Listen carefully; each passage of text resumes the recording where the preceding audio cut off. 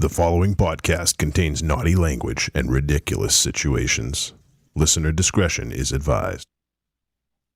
Hey everybody, as you know, we're going to be reviewing the film Psycho Goreman.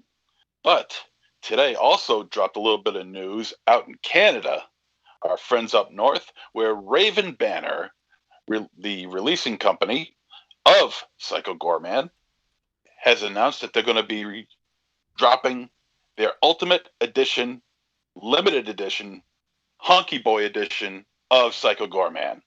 Now, what's in this package that you ask? Well, there's the movie, of course.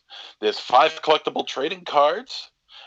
There are 3 commentary tracks. 2 of them are exclusive to this very release. There is behind-the-scenes featurettes, 4 of them to be exact, 2 interviews, 2 trailers, Easter eggs, reversible covers, full soundtrack, and oh, did I mention that this is region-free? So that's pretty sweet. Now you got to get out there quick because there's only 2,000 of these that's going to be released out in March. So pre-order the Honky Boy Limited Ultimate Edition of Psycho Goreman if it tickles your fancy. It might have tickled our fancy. We don't know. We're going to be talking about it tonight. And speaking of tickling our fancy, Goro is going to be joining with us tonight. So can you dig that? Welcome to Trick or Treat Radio.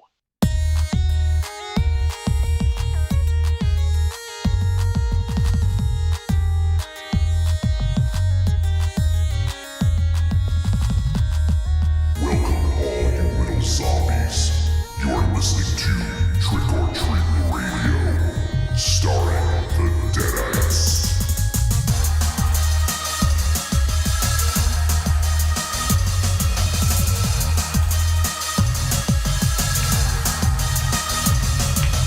Welcome to episode 444 of Trick or Treat Radio. Trick or Treat Radio is the world's most dangerous podcast and is recorded in front of an undead studio audience here at Castle Wolfenstein, also at the Lair of Lost Swag within the Raven Chateau, also at the Casa de Zero, and the Lair of the Gods, and it's no surprise because for the first time ever, he's on video with us, and that is our boy from the Talk Without Rhythm podcast, the person who's been the guest co-host more than anyone in the history of this show. We're joined by our good friend El Goro.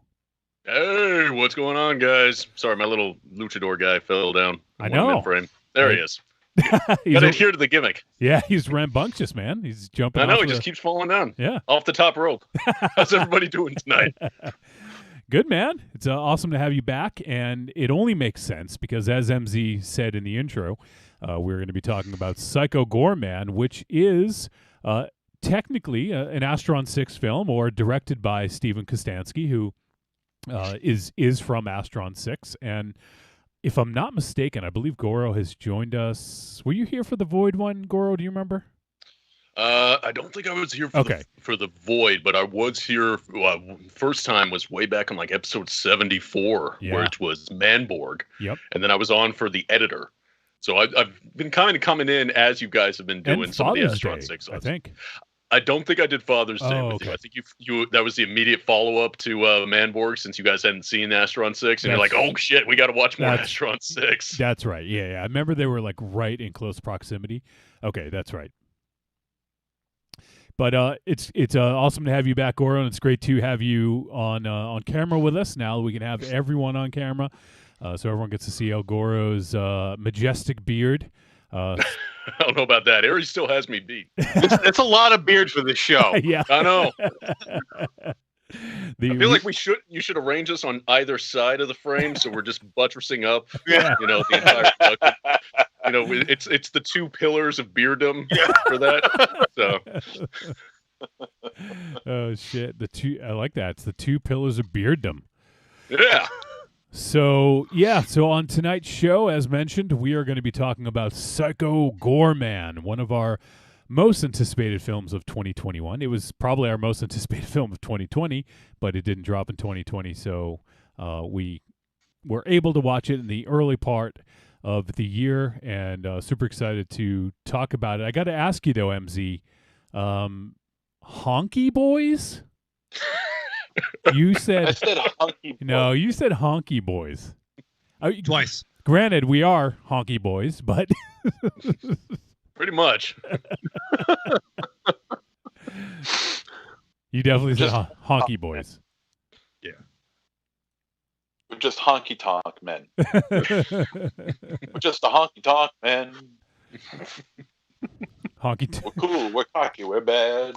Honky tonk boys. I think you found the episode title. The honky tonk man.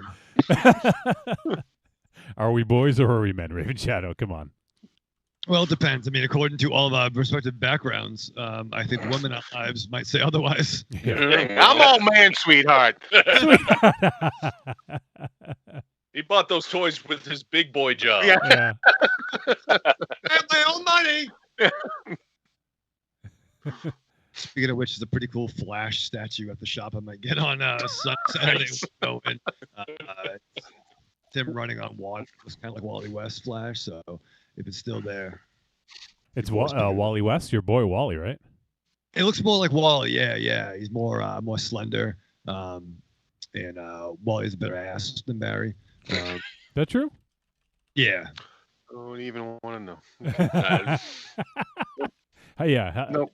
Have you investigated? Have you done a deep dive, Raven Shadow? I don't have deep dive. No, maybe a little recon. Spelunking. A scrapbook of flash asses. Yeah.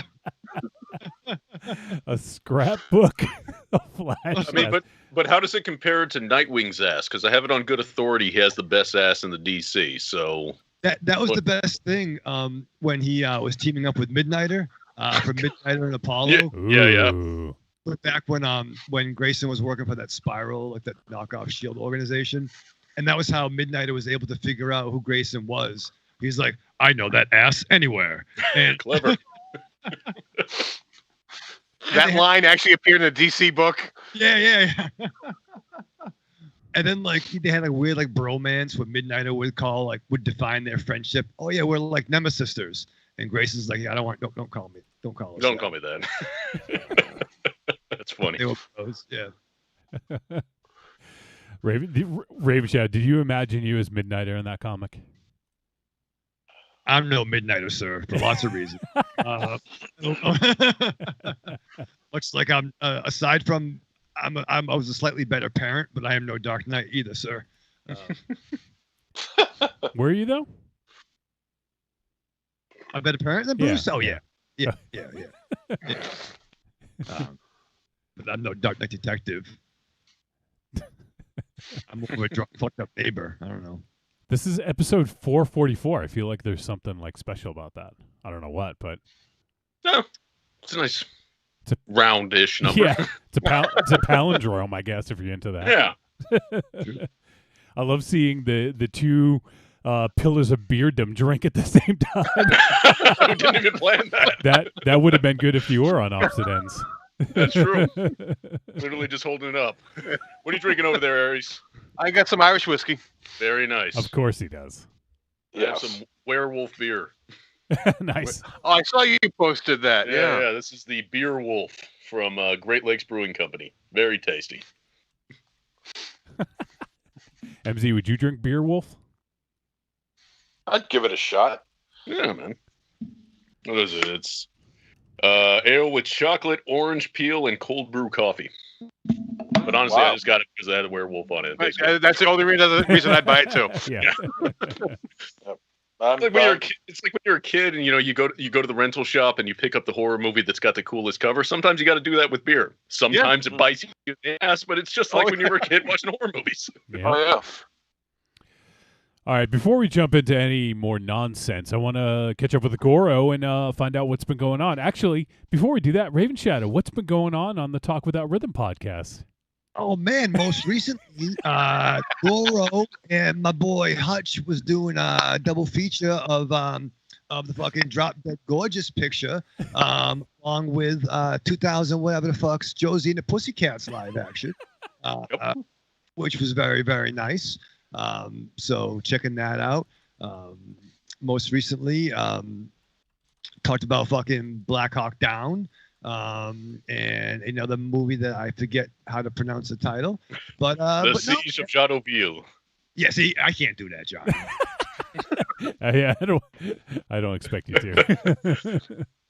But I Yeah, gotta say, like Raven Shadow said, right now I'm in the middle of doing my Patreon picks.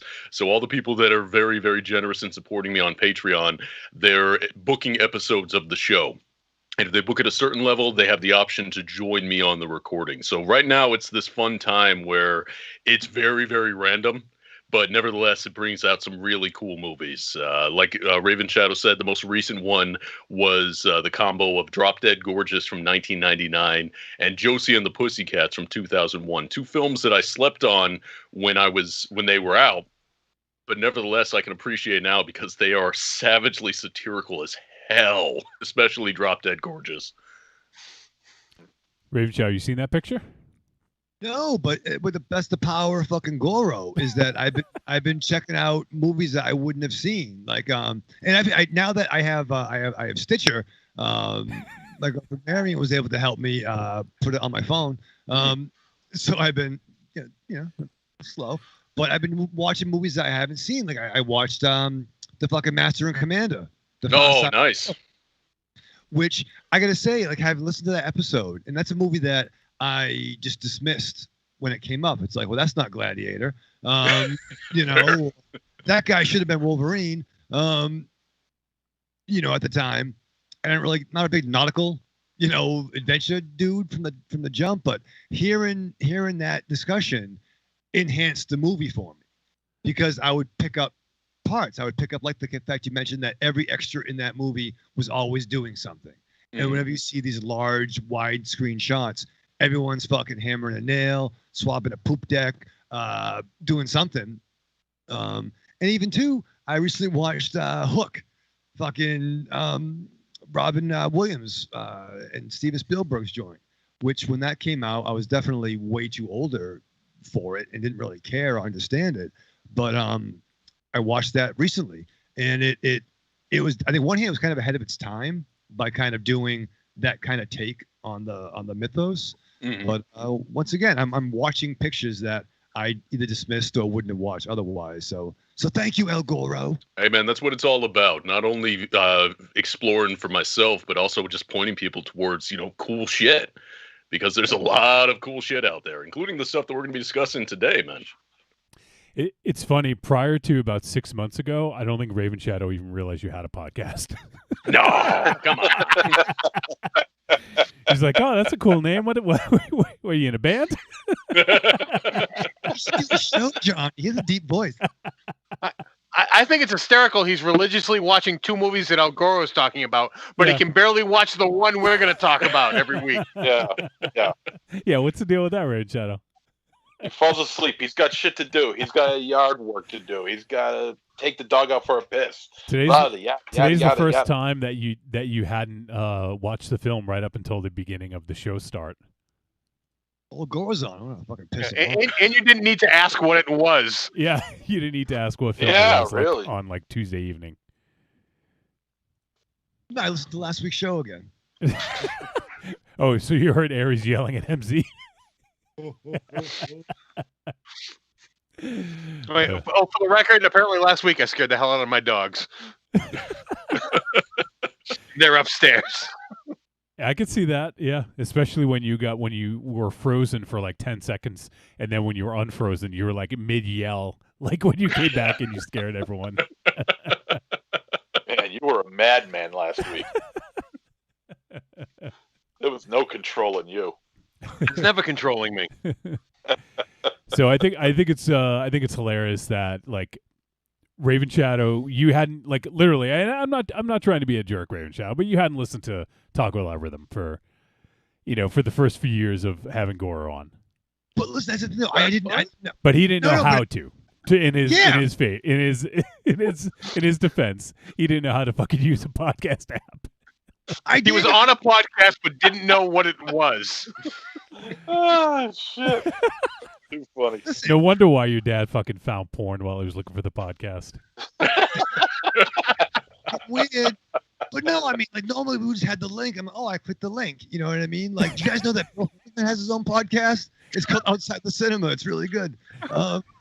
But no, now that I have the app and a way to have it there, and it saves for me. It's there every week, so I can be like, that there it is, and I got a better phone now, so I'm excited. Well, I'm glad, and you were right on top of things there, Raven Chat. I went to you for the update on Talk with Our Rhythm. You had it at the ready. Yeah, baby. I appreciate that, man. Don't let him give you too much shit. I appreciate you, sir. Unless I'll leave voicemails. Have to. Is that a Coors Banquet now, Goro? No, I switched over. Oh. I finished my beer, so now we got the kombucha. Oh, okay. So, I was gonna say I thought you were drinking Raven Shadow's drink of choice, Coors Banquet. No. Kind of wish I had one though. It'd work. Raven Shadow, you have any Coors Banquet lately? No, I haven't. When I go to the ATM, I stop by that package store. Which is That's not a package store exclusive. They all have it. And how are we supposed to know how often that is? Well, man, many missed you. I'm not gonna tell you. You might fucking call it the ATM. Well, being the way he fills his car with gas, I'm assuming he goes to the ATM every other day and takes about $10. Yeah. No, I have my own. I have different increments depending on what I'm doing. But no, like the local joint on the way to my house from the city doesn't carry it, but the one a little bit past up Route 9 does have it. So I go there when I go to the ATM with no fees. You know what I'm saying? With no fees. No fees up in there, baby. Wow. We got Corey from Movie Maskers hanging out, and he said it's the Beard Gang. Yeah, buddy. Yep, got the Beard Gang. So yeah, as I mentioned, we're going to be doing Psycho Goreman tonight. Really excited to discuss that flick, and then we get some voice messages for later on, and who knows what other kind of trouble we're going to get in here, but I'm sure we'll get into some. But before we go on too much further, I wanted to take a moment to just mention that this week's show is sponsored by one of our Patreon supporters, and that's our boy John R. Now, John is in the Terminator tier, but he deferred his spot on the Patreon takeover. But it just so happens that El Goro is a friend of John's.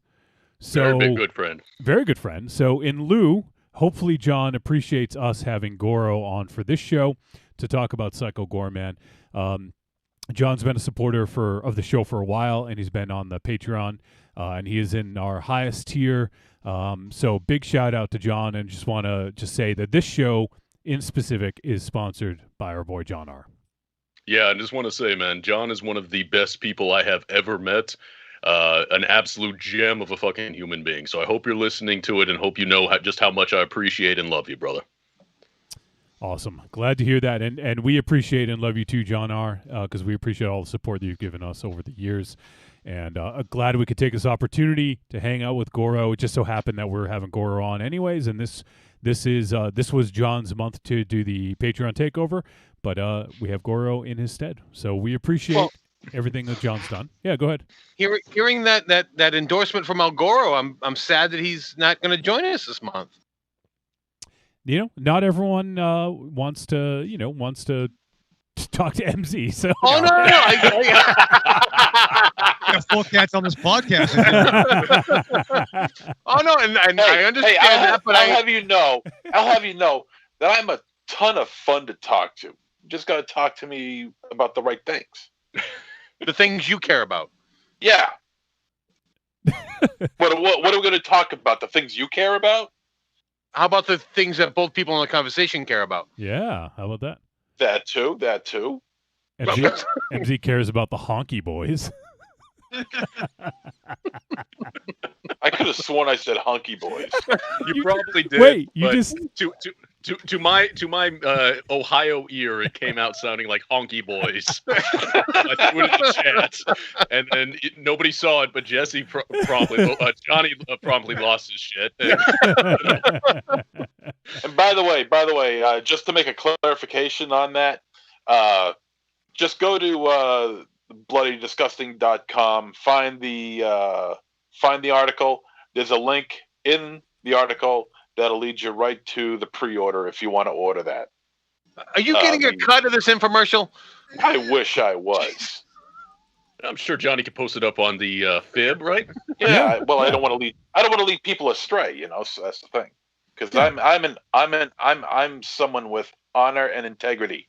Well, don't distribute the link too far because I get paid tomorrow, so that's when I'm going to order it. So wait a couple days since we got these limited volume. Make sure I can get my honky boy set and. Make opens at 11. All right, post it at 12. Good. There you go. Evil Corny says, "MZ, quit embarrassing yourself in front of El Goro." Shut up. He's done that. He's done that many times in the past. This isn't the first. Yeah, and it won't be the last either. No, definitely not. So, yeah, the Hunky Boys edition, not the Honky Boys, looks awesome, and it is Raven Banner is the distributor in Canada, but I believe you can probably have it shipped anywhere. So. Looks like a pretty awesome package. We'll be talking about, obviously we'll be talking about the movie later on, let you know if we feel it's worth it, but that's a ringing endorsement by MZ right off the top here. So, anything else going on with you, fucks? Anything you want to talk about? Frig off. Frig off. Shut up. Oh, MZ, you tend to be the bearer of bad news. We did have some more unfortunate celebrity deaths. Time for MZ's Coffin Corner. Go ahead.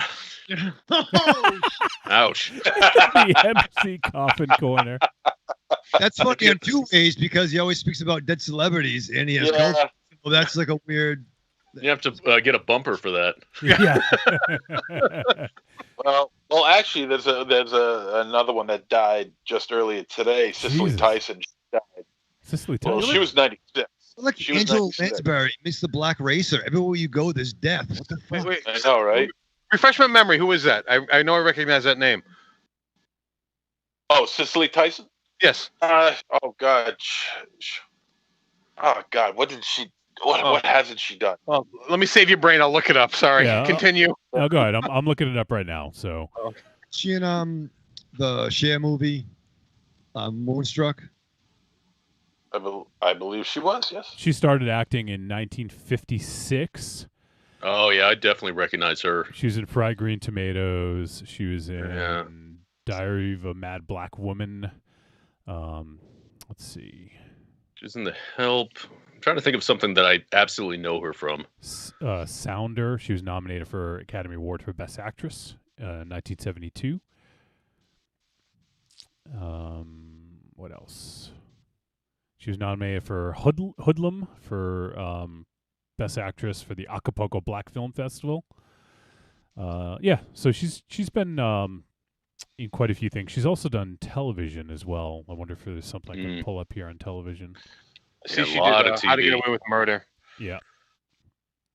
Yeah, I recognize she's got a TV career going back to like the 60s. Yeah, I recognize the name. I just couldn't picture anything right off the top. Seeing her face, I realize who she is. Yeah. Well, Who else, MZ, in the Coffin Corner? And big one. Clarisse Leachman. Yeah. My God, that hurts. That one hurt. That one hurt.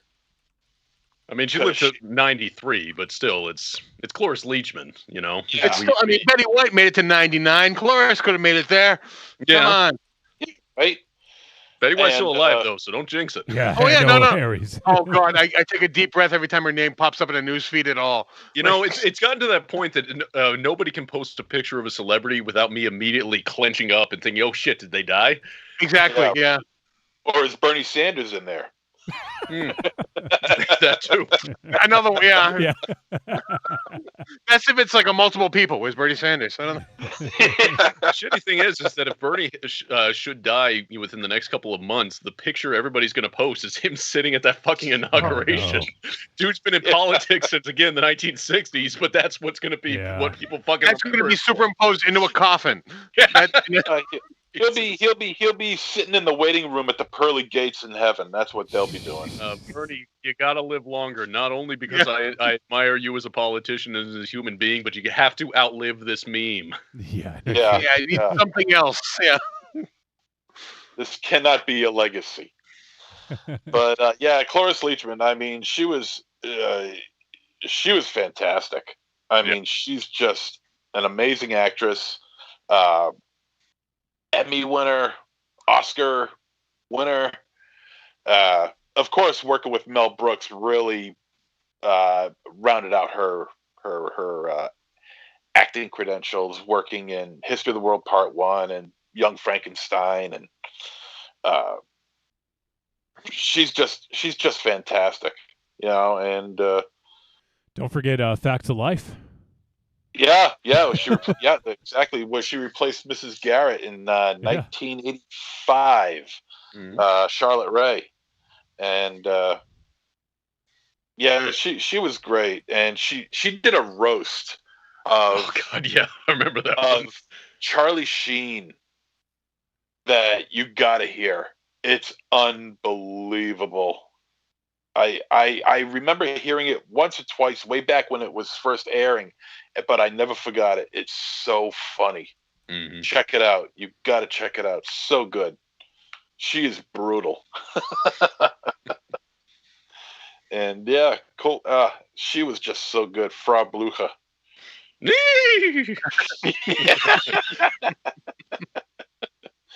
A good serious actress. And pretty much changed it over to comedy. It's funny because a couple years ago, Barbara Crampton was working with her, and she posted a video of behind the scenes, or just getting ready for a scene, and there she is,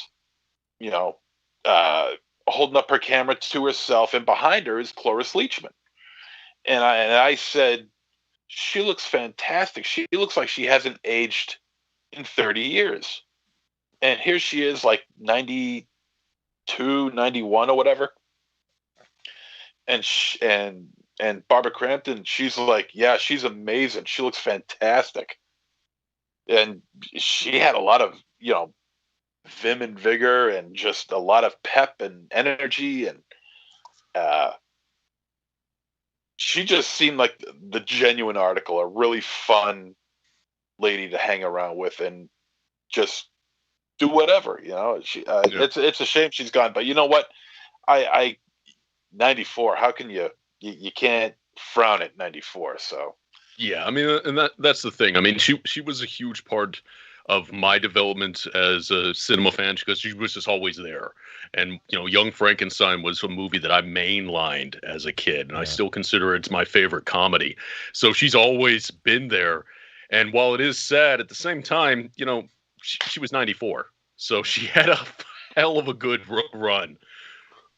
But you know what? Even at 94, she was so full of life. Yeah, it wasn't like she disappeared and like all of a sudden frail pictures of her popping up. Like everything you saw of her up until her last image, she was full of life. I mean, she did Dancing with the Stars, 4 or 5 years ago. And it was amazing. Like I have no interest in that show. I heard she was on it. I checked out her performance on it just because it was her, and oh my God, she was amazing. At her, even like as someone half her age, she would have been amazing. But at her age, absolutely amazing what she did. And of course, in the interviews, hysterical. Oh yeah. Yeah, it's a shame. Obviously a legendary actress, and I mean, I think all of us probably immediately think of Young Frankenstein when you think of Clarisse Leachman. So it's a shame. Any others, MZ, or is that it for the coffin corner? Anxiety. High Anxiety. I almost forgot about High Anxiety. I love that movie. Yes. Nurse Diesel. Yeah. with the 5 o'clock shadow mustache and the warts and the coney tits and everything like that. Yeah, funny as hell. Like the pivot tits. Funny as hell. Spanking around Harvey Korman's ass. So let me check on the chat rooms real quick. We got Evil Corny says, "Whoa, nice studio, Agoro." Thank you, sir. A studio that warp. Yes, I couldn't remember that, so that's why I didn't say it. And we got Marion checking in. Hi, gents. Hi, Corny. And then we also have Linus is hanging out watching us on YouTube. Hey, buddy. And let's see. And Double D's in the house. Raven Shadow. Hey, again. Stater. Speaking of which, I want to call out Double D. The Dominican Devastator is now our most recent Patreon supporter. So big ups yourself, Double D. We'll call him the Dominican Terminator now, with because he's in the Terminator tier. So that means Double D will get a guest spot on the show in the future if he wants it. So That's Don't tell me we have a fucking Maru takeover. You guys are that's Hey, angle you now. got to get the other Maru members to sign up. We're doing some deals in the back. You're gonna try to get back at us for like 8 years. Okay. Wait, are you gonna make us watch your greatest hits of the Kobayashi Maru video? Is that what we're gonna review? That's okay. That's a short watch. 50 seconds. The editing, okay? You guys all lost a lot of matches because it stopped and went to another thing. And Marion says, Set. I think Marion is still talking about Clarisse Leachman, and says she was even hilarious in Raising Hope from a few years ago. Oh, outstanding! Yes, Raising Hope. I don't Raising know. Hope. It was a sitcom. Oh, okay. I didn't see it. Yeah. Oh, yeah. It is. I mean, it's an outstanding sitcom, but she was amazing in it as well. Okay. But she was part of that class too of like Ted Knight and the Mary Tyler Moore Show and all that crew, right? Oh yeah, yeah. She was on the Mary Tyler Moore show. Yeah. those who are tardy do not get fruit cup. Double D says the guest spot is all an angle for Maru reunion, like DX getting back together. Oh, we're getting a tank. You don't even know, Johnny. Is there going to be crotch chops all night long? The Maru drops will be flowing. You don't even know. I was trying to explain to Marion what a cross chop was. 'Cause I think I gave the TV one. Did you break it? No, not the TV, but something else that came close. And I tried to explain to her the difference between the Maru chop to the cross chop, and then she just walked away and didn't care. Oh wait, El Goro will appreciate this. Tell El Goro the full name of your old faction. Oh, the Kobayashi Maru. Yeah. Star Trek. Oh yeah. Star yeah, Trek. Star Trek and Coop in the Five Osman chat are all Of about course, yeah. all about the Star Trek lately. So But there's Our bud Coop has been doing a rewatch, and he's made it up to DS9. So it's been nothing but Star Trek memes up in the Haasman chat, which alienates Wolfie because I assume he hasn't watched any Star Trek. No. So he's like, "You bunch of nerds." well, you guys are gonna be pissed. The only Star Trek I've ever watched is the J.J. Abrams movie. I mean, did you enjoy it? Yeah, I did actually. Well, there you go. That's all that matters. Yeah, but you know what? That's not Star Trek. Yeah, They were saying the same thing about Next Gen when it came out. Touche, but it's more Star Trek than the movies, than the J.J. Abrams, lens flares. I'm just going to say 20 years from now, there's going to be people arguing that that's like the only pure Trek. So that's just the cyclical nature of fandom. True. Something new comes out, it pisses off the people that loved it before, but then it becomes the younger generation's favorite thing. Well, because you know what? When DS9 and Voyager both aired, and I was like, no, I'm not watching them. I don't give a shit. It's not Star Trek. You know what? I'm watching them now, and I'm enjoying them. See, DS9 is my favorite, so... Yeah, that's let's see. Corny just had a comment. Let me just pull it back here, and he says DS9 is the best series ever. Thank you, Corny. Tell it to Stephanie. She doesn't believe me. Out of curiosity, what's her favorite? Next Gen, because Next she's Gen, a total okay. Troy homer. She loves fucking Troy. It Oh, might sit okay. that Marina Sirtis. Yeah, no. I see. I'm Next Gen guy myself, but I'm Picard all the way. There it is. Well, I'm all about the Cisco. Yeah. Just everybody in the cast of DS9. Yeah. It was a great cast. What, you Oh talking yeah, about the guy? no, I'm down. I love it. I'm really down, but I'm still in the first season, and I'm understanding that it just gets better. Yeah, and it's one of the hard things to do because you don't want to tell people, all right, so you gotta wade through a bunch of stuff before you get to the good stuff. But legitimately, it does get really, really good around season 4. Oh, so I got a long way to go. Okay, I got to buckle up. There are some good episodes, but once Michael Dorn joins the cast and they get real stuck into the Dominion War, it's like every episode is good. Whereas before you'd get an excellent episode every 3 or so, because that's just how it was back in the day. 22 episode season. None of this 10 episode crap, and then midway through the 10 episodes, they take a 3-month break. They were doing it every week for 22 fucking episodes, because back then they were men who ran TV. Okay, now let me ask you this: have you ever checked out? Holy crap, the name escapes me. The Seth MacFarlane Star Trek, the Orville. Orville. Have you ever checked that out? That's fun. The Orville. Yeah, you know what? That is like bringing back to like the origins of Star Trek, but with more of a comedic aspect of it. I think that's very underrated. And what I love about it is, just like you said, that origins of Star Trek from an aesthetic standpoint. If you took the comedy out of that show, it would be indistinguishable from 90s era Trek. Oh, which exactly. is why I think so many people responded to it, because it just feels like that era of Star Trek. And a lot of people have a lot of fond memories for that. And even the comedy that it has, it doesn't detract from that. No, because it's not over the top. It's not what you would expect from Seth MacFarlane, Family Guy. You thought it was just going to be absurd. But it is so on the nose with what it needed to be. Mm-hmm. And it really, to me, it feels like Star Trek, if Star Trek had real people that would occasionally comment on just how absurd the situation is. Oh, exactly. Yeah. Real people doing real things. Real people doing real space things. We got some love for Deep Space Nine. Linus says, "Hey, sup Goro? DS9 is a close." He says DS9 is a close second to Next Gen for me. Sure. And Marion says Odo is the best. DS9 Odo forever. is the best. Rest in peace, Renee. So I don't think we've talked much Star Trek on this show ever. Well, I never have anyone to talk about it with. So Aries you is can't even loving throw this at me or Aries. You brought it up. I know. I'm down with the Next Gen. I like the There Star you go. Your faction was literally named after a Star Trek reference, man. It's true. Well, to be fair, that and it was inspired by, there's a lyric in a Power Man 5000 song called Neckbone, which that was the chorus, and I put them together, and that was our entrance theme.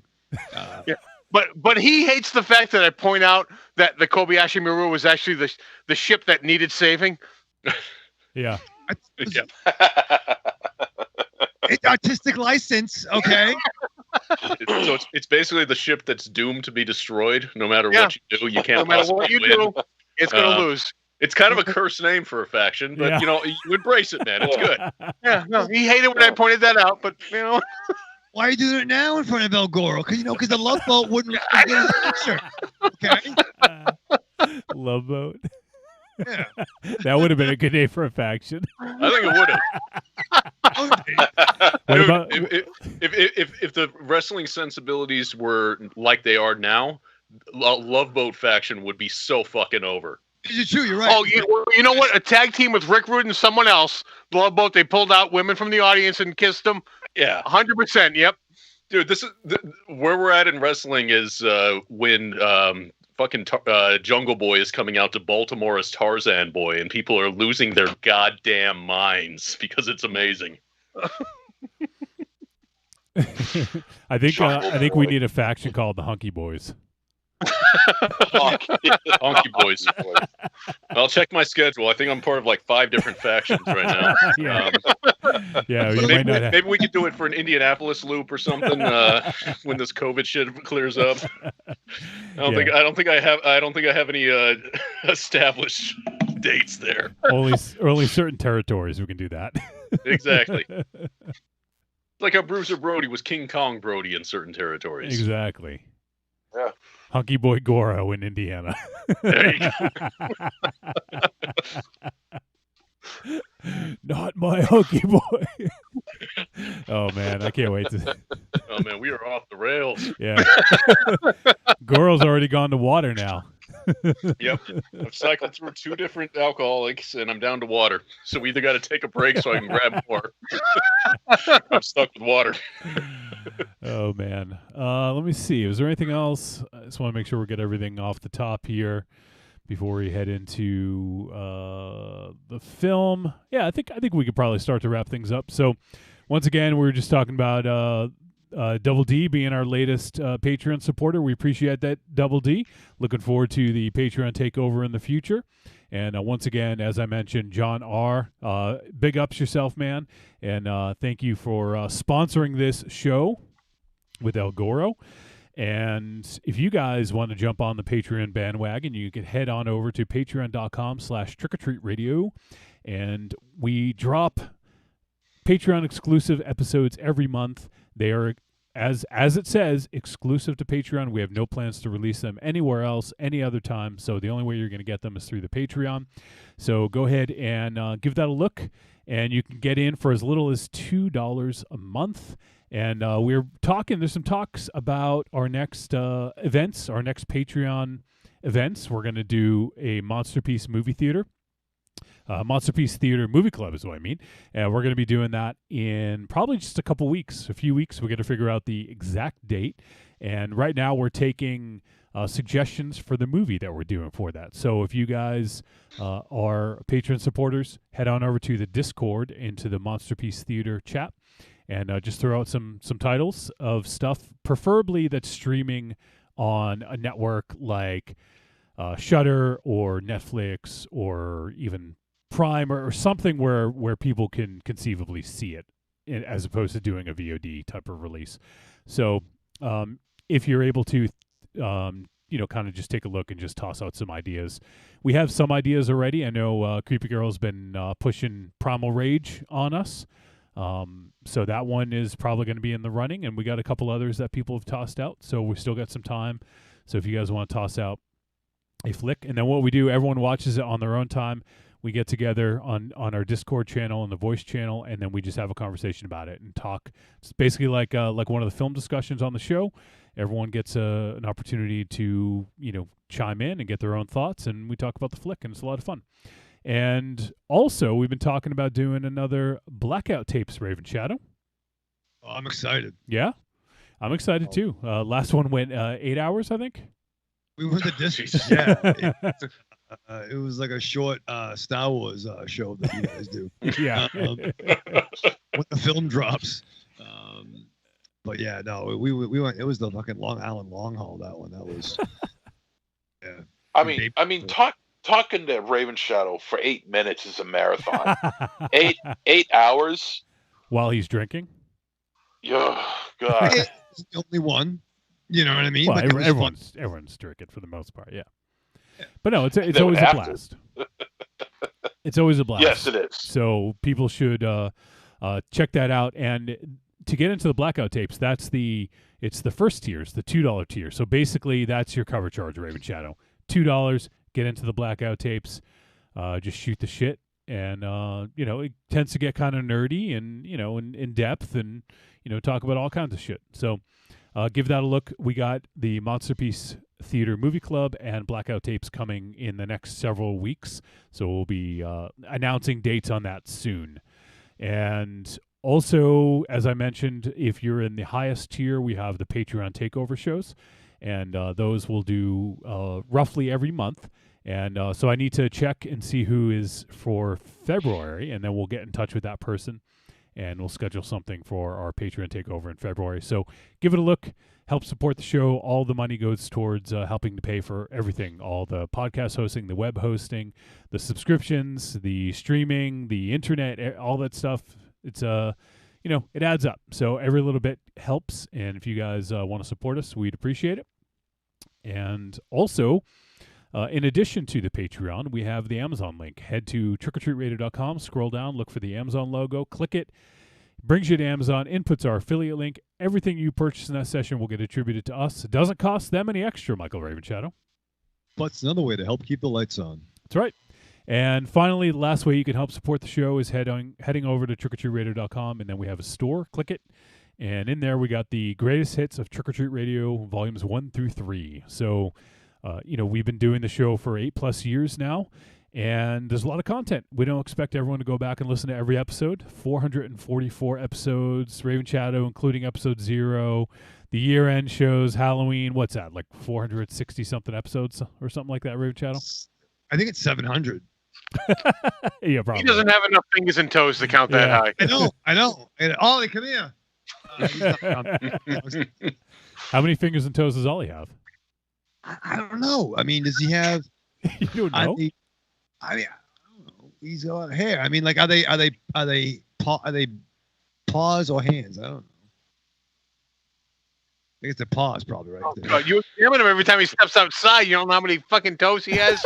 Yeah, No, he's got enough. Probably like what? Like the same thing we do, but dog-like, right? Oh God. Corny just asked the question. He says, "How many Terminators are there now, Wolfie?" And we have a cap, but we capped the Terminator. So if you guys are interested in that, we cap it at 12, and we're currently at 8. So there's a couple more spots available if anyone does want to get in there. You better hurry. We're running out of spots. That's right. Get in there, people. Hurry up. And we do that so that we allow everyone to have a Patreon takeover at least once a year. So that's why we cap it at 12. So yeah, if anyone's interested, hop on that, because we've actually had a lot of people jump on that lately. So we appreciate everyone's support.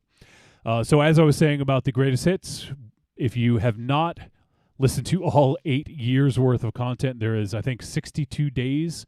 You could hit play on episode 0 and listen straight for 24 hours a day, 7 days a week, and you will get 62 days worth of Trick or Treat Radio. So it's a lot of shit out there. We don't, a lot of shit, actually. We don't expect everyone to listen to it all. By the end of it. But you can check out the greatest hits. And we have all the highlights, the lowlights, the midlights, and everything else in between. The arguments, the songs, the interviews, what have you. Lots of stuff on there. So give those a look on trickortreatradio.com. All right, that's enough of the support stuff. Now, Raven Shadow, I know you're excited to see Psycho Goreman. You're a big fan of Astron 6, of Steven Kostanski. I know you're excited. What did you do to prepare for this fucking movie, man? Oh, Johnny, we had a late night that bled into a early morning, into a late afternoon. You know what I'm saying? It was a good time. Okay. It could have been a blackout tape without the phone being on. You know what I mean?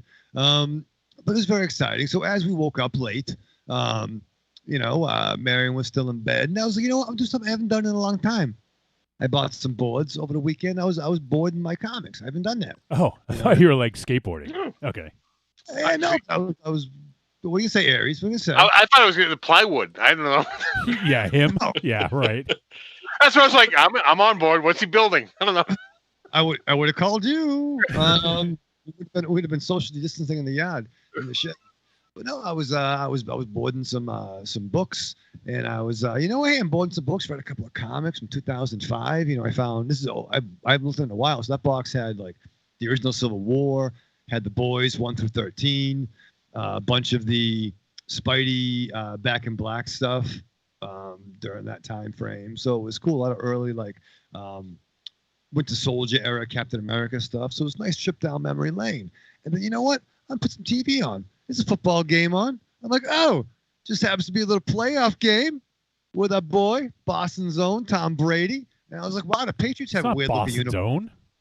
Yeah, the Pats have like weird Michigan uniforms. or something. He's pretty much from New England now. Okay, he's like not anymore. He's not anymore. Yeah. Oh, still. So I lives in Florida now. Actually, he was born in California, Raven Shadow.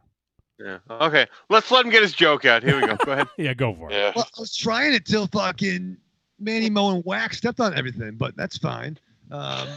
Manny, Moe, and Whack. I don't even want to know who's who. You're Whack. I'll be Moe. Goro is neither. So how's that? Thank you. Appreciate that.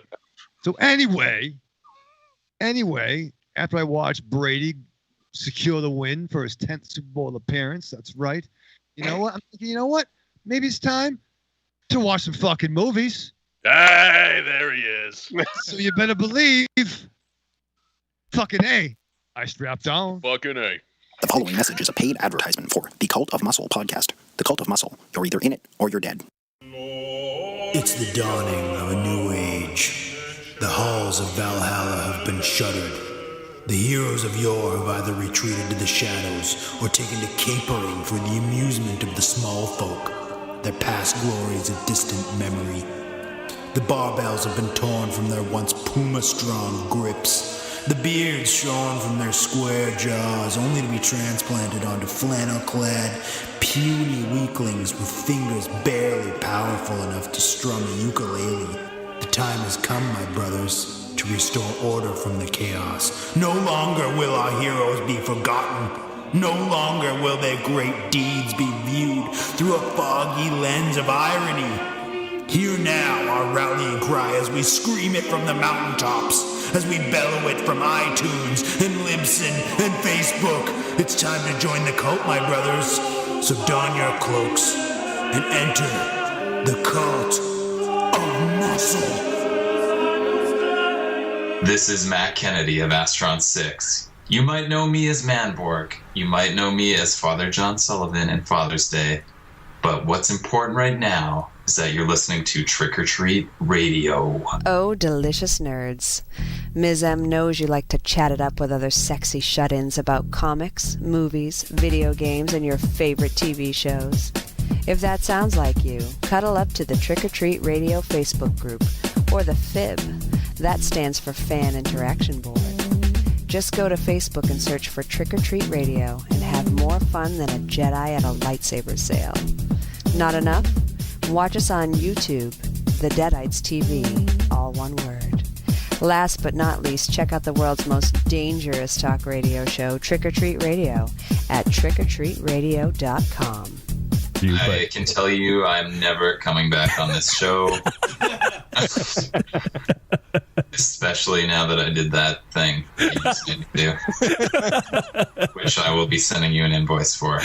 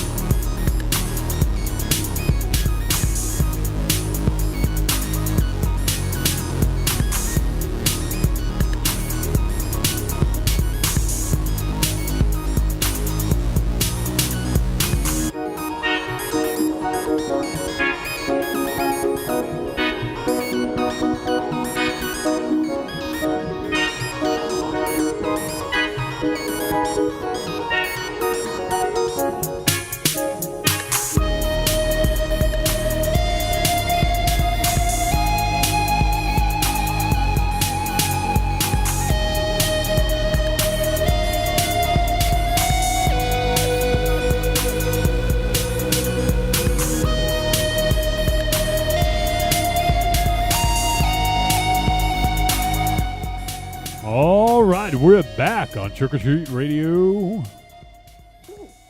right, you hunky boys ready to talk about a fucking movie? Let's do this.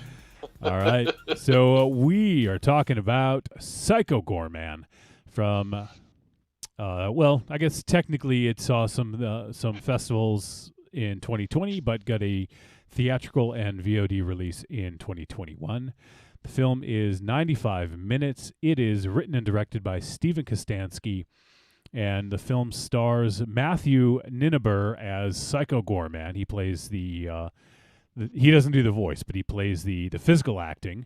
We also have Adam Brooks as Greg, the dad. Great Adam Brooks. Yes. We have Nita Josie Hanna as Mimi. We also have, Owen Meyer as Luke, Scout Flint as Alistair, and also a host of other Astron 6 members of the Astron 6 collective. We see them kind of spread out throughout. I don't think the only one that isn't in it is Jeremy Gillespie, if I'm not mistaken. I don't know if he was on the crew or not, but I don't believe he's credited. Yeah, I looked for him in the crew. I didn't notice him anywhere.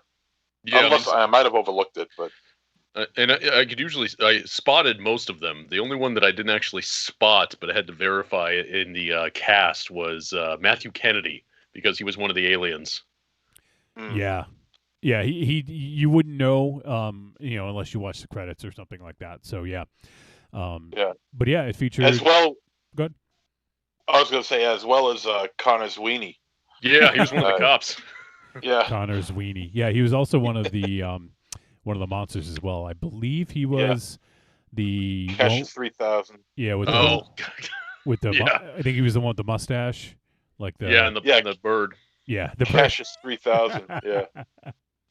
I'm surprised, except for you, Cassius 3000. I never liked you.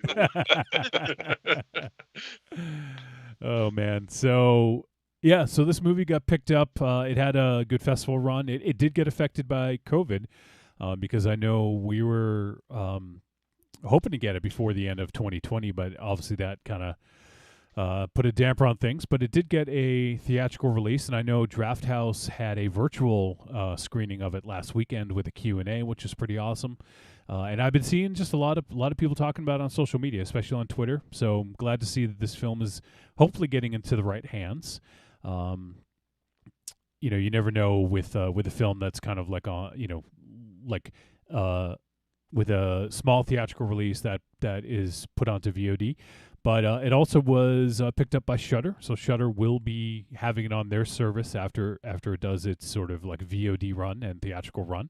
So there's no date as of yet that I could find, but my guess would probably be March or April, based on the timing of other releases that they've done. So if you're a little on the fence, you don't want to buy it or rent it, it'll be eventually on Shudder. So if you could hold out that long. But I personally would recommend buying or renting this ASAP, so we can let people know that we want more Psycho Goreman, or we want more Steve Kostanski. So, all right, this flick. Actually, let me read the synopsis. That's the last thing I forgot here. And also, it's a comedy horror sci-fi flick. All right, synopsis. After unearthing a gem that controls an evil monster looking to destroy the universe, a young girl and her brother use it to make him do their bidding. That's one way of putting it, yeah. Yeah. So this film, I would say, and you guys can pile on, but this is a love letter to 80s monster movies. Like, and not just monster movies, but 80s sort of like kid monster fare. Yeah, I definitely would see that. I mean, the way I was pitching this to Stephanie is that imagine E.T., except if E.T. was, a world-destroying sociopath, and that's basically the pitch of Psycho Goreman. But at the same time, as much as it has that connection to that 80s kind of magical friend genre, but it also is so indebted to what I would consider to be like 90s era tokusatsu stuff and stuff that was brought over to the States as Power Rangers or the live action Guyver films. It feels like it's solidly in that realm. I mean, hell, Mars in our Hossman chat was marking out because in the fights of one of the fights, they pulled off a kick that is referred to colloquially as the Guyver kick, because it appeared in the Guyver Dark Hero, I think the sequel to the first Guyver. So it's what I love about Astron 6, and I know this isn't technically an Astron 6 movie, but it's close enough, is these guys wear their influences so much on their sleeve, and they're so incredibly prominent. And they come from that same kind of childhood milieu that informed me. So down to the fact that they ended this movie with a rap song. Oh, yeah. Like every 90s kid movie ever ended with a rap song that recapped the events of the thing. God damn, this movie was great. Yeah, I was going to say. And it's not just taking those tropes from what was discussed just now, but also I noticed they take a lot of umbrage to action figure commercials of the 80s and 90s, where you feel like when as a kid you could pretend that you're fighting whatever mechanical monster or figure or toy that you're purchasing, and you could pretend like you're battling them yourself, like with Transformers or whatever. And they take that aspect and they inject it into the movie, and it's like you said, Gora, they wear it on their sleeve. They wear the love of this stuff on their sleeve, and they do it with such a way that it's not ripping off. It's paying homage to it, and it's such an ingenious and clever way, in which not only is it entertaining, but it also makes sense in the narrative of the film. Yeah, I mean, they're playing with these influences, and they're obviously exaggerating them for comedic effect. But at the core of it, it still feels of a piece with what they did. It's like when they did The Editor, which was a take on Giallo. At the end of the day, they were able to be so close to it because they had such an admiration for it. You can feel the passion for the things that they enjoy, and you can feel it in something like Psycho Goreman. You know, the influences just drip out of this. And yeah, you could feel they were very invested in making a very specific kind of movie. That kind of 80s to early 90s suit-driven film.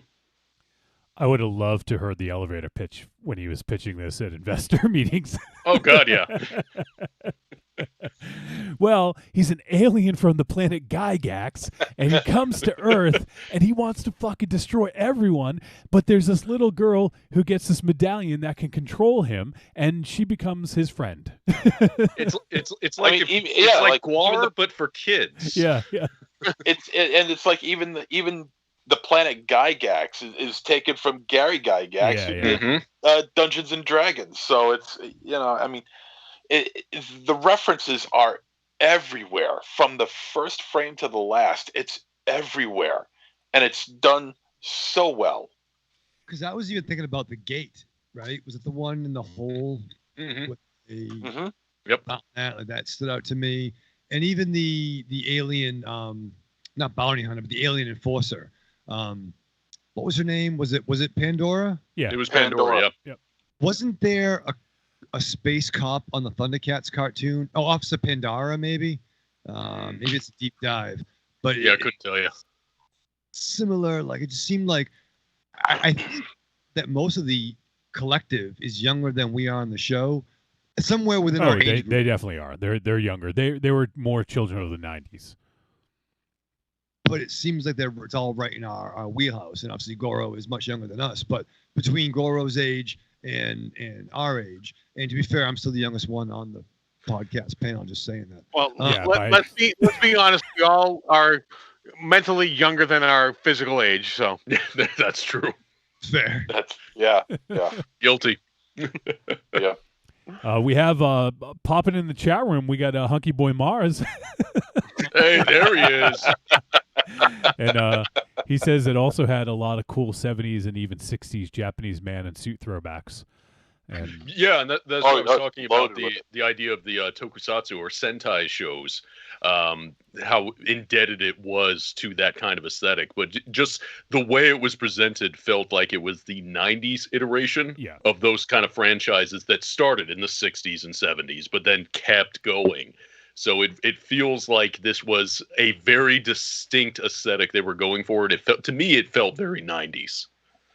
Yeah. Well, you know what feeling I got, especially from the Alien Roundtable, so to speak, was the old school, the original run of Doctor Who. Yeah, it was just a lot of just very basic alien, like you could pick apart their costumes, and their background is like shrouded with black curtain to hide the fact they're on a sound stage. Like, if you can't afford real props, black curtain, and it's just. That's what I got from a majority of those aliens, except for one, which I hated because I don't know if I was the only one to pick out this. Is one of them either might have been a direct, like stolen from, or just inspired by the Lost in Space movie?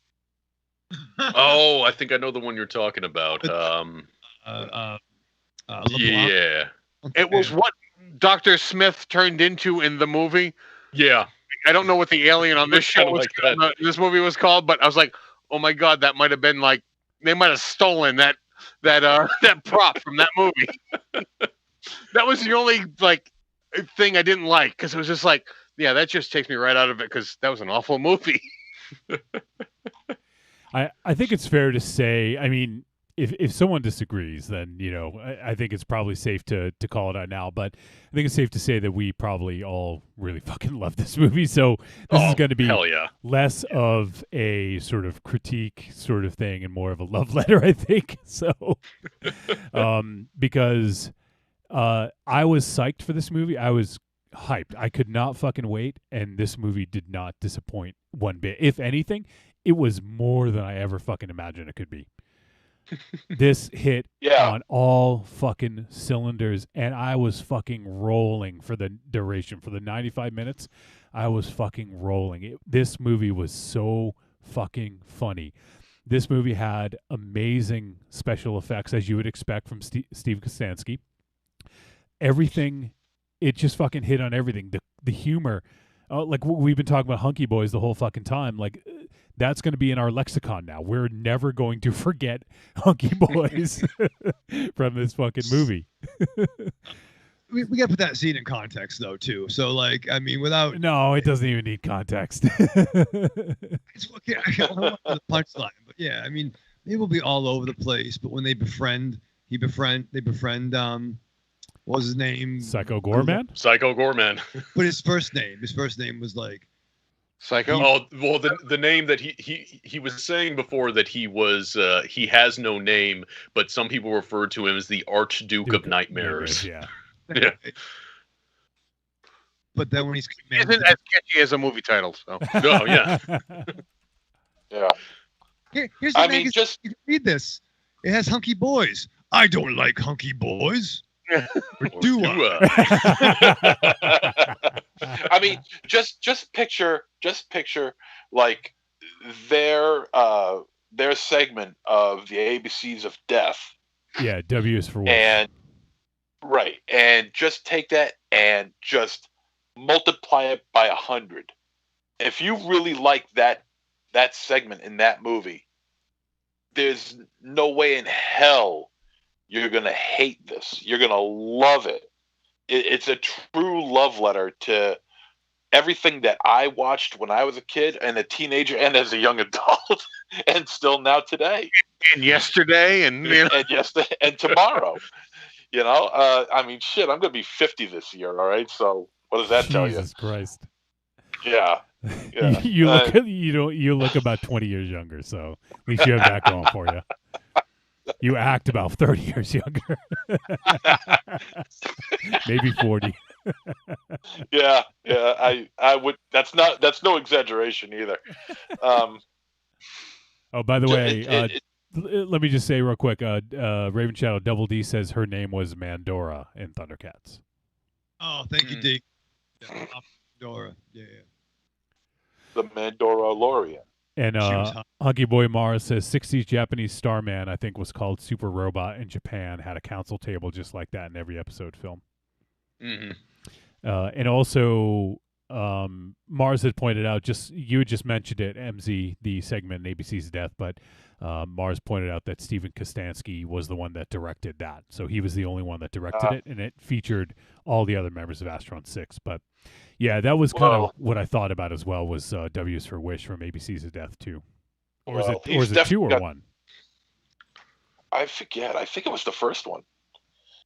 All right.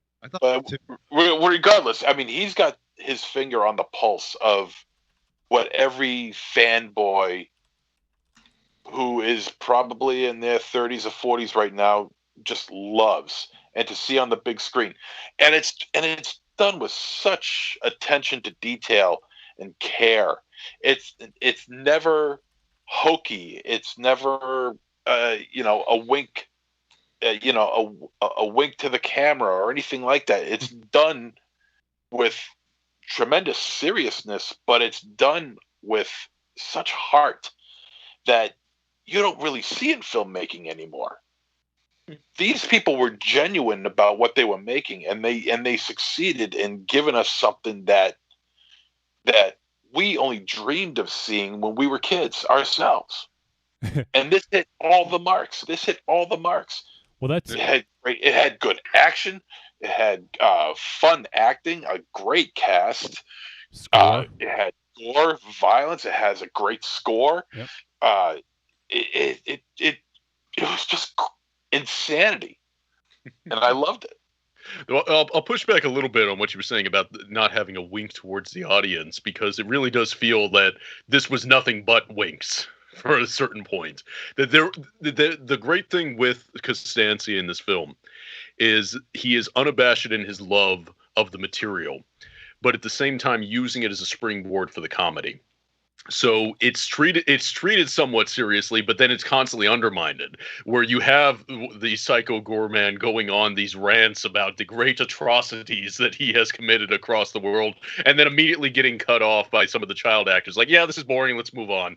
It's that kind of tone. Yeah. It's that kind of vibe that the thing plays with, and it's hilarious because it is that intersection of that sort of over the top villainy with these children that just couldn't give a damn.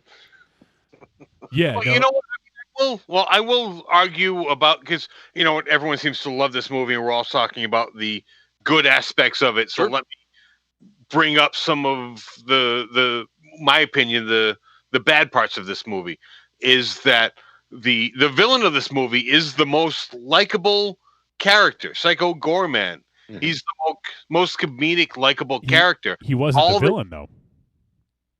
Well, the perceived villain. Yeah. All the human characters, I shouldn't say all, for the most part, very dislikable people. Oh, incredibly. Incredibly. Mimi is a fucking psychopath. Yeah. Oh, yeah. Well, I'm a sociopath, but I mean, just, you know what? And I can understand having one or two unlikable humans in a sci-fi with aliens, but to have a majority of humans be generally unlikable and unrelatable, I did not care for that aspect of it. But I think that put him into situations in which it created better comedy. Yeah. Having the young, I can never remember names, so please forgive me. That's all right. Psycho Goreman forgot Luke's name the entire movie. So. Yeah. And the brother. You. And you. Yeah. Do you mean the Mimi? young female lead, she needed to be very unlikable, but to have both mother and father be unlikable, you needed to pick a side as to which one, in my opinion, because they both were bad parents. You needed a good parent and a bad parent. I don't know. That's just my opinion. Well, to me, I think that's where some of the comedy comes, because it's such a satire on like the idea of the idyllic family that exists in these kind of kids movies. Even if they have a sort of setup where the parents are at odds or not quite get their kid, at the end of the day, kind of the family dynamic is restored. Everything seems to be okay at the end. Elliot's mom in E.T., she tries her best, but at the end of the day, she's a good mom. In this, they're all terrible. The parents are terrible. The dad is incredibly lazy. The mom is just over this shit and is willing to sell out her family. I kind of like the fact that everybody's terrible in this movie. Okay, well, I mean, that's just, we all can agree. I would have liked a likable character. I think the dad was actually likable. I think the thing is, he was such a dick, though. Oh my god, Yeah. he was. But let me sort of posit my. So at the beginning, you think the parents are cool, right? Like when you first meet them, they seem like the cool parents. But then as the movie goes on, they kind of unravels, and you realize that they're completely fucking like not good parents, not good for each other. Like everything is wrong. But I feel like the dad, I think they both in a sense redeem themselves, but I think the dad starts to redeem himself sooner. But there's a part of it that actually, like, I liked it because he realized his shortcomings during the film and did something about it, and to me that was almost like a redemption sort of storyline for him. So I think he did become likable at the end. Yeah. To me, Well, to me, his redemption arc basically seemed to be a passive-aggressive strike against his wife for calling him lazy. Yeah, well, it was. The only reason that he ended up going with backing his daughter on that is because it kind of pissed off his wife. I mean, don't get me wrong. I fucking love Adam Brooks in this movie because he is such just a useless human being. That gives the worst parental advice ever. Kids, I don't care how cool you think the creepy old guy's baseball card collection is. Don't go in his van. I mean, I'm really proud of you in this whole. Of it. I would have liked to have kept him, but have the mother be the more responsible one, and not necessarily change what happened with her, but come up with a better explanation for it. Because she actually seemed to redeem herself at the end. He did not, in my opinion. He stayed absolutely exactly where he was. Just me. You know, woe was me. You know, Luke, just can you drive? No, yeah. Oh, the fucking high five scene. I fucking God. lost. I mean, that was yeah. I mean, for the comedic aspect of it, he needed to be who he was. Yeah. You didn't need the mother to be who she was. She added no comedic aspect of it. I just think she could have been a more likable character throughout the whole thing. I think go ahead, MZ. I just want to say, well, I think the idea of them being, you know, of all the characters in this, the family mostly just being just terrible, kind of lends itself to that comedic effect, because here you have, you know, the Archdiocese of Nightmares, Archduke of Nightmares, you know, whose entire existence is just bathed in death and destruction, and killing and destroying everything and everyone in his path. And here he has a family that's just an abysmal family, but he can't do anything to them because Mimi owns the one thing that controls his capabilities to wreak havoc and destroy. So he's being what's the word I'm looking for? He's being upheld. He's being upheld by this little girl who is just a terror, but and everyone else, but is in no way anywhere near the destructive force that Psycho Goreman is. And I think that's funny in and of itself. Well, there's I think if there were a happy all-American family, I think that would play itself into cliche, into some sort of a cliche. But if where ultimate good meets ultimate bad. I think it's funnier to see semi, you know, fairly bad going up against ultimate evil. But that said, though, if they were good, the world would have been destroyed much earlier. You know what I mean? Like it's essentially where the alien from the planet doesn't come across, you know, the Seavers or the Cleavers. Mm-hmm. They get a variation of like the Bundys or the Simpsons. You know what I mean? Like imagine if Bart and Lisa were there, you know. But and this was a bad girl.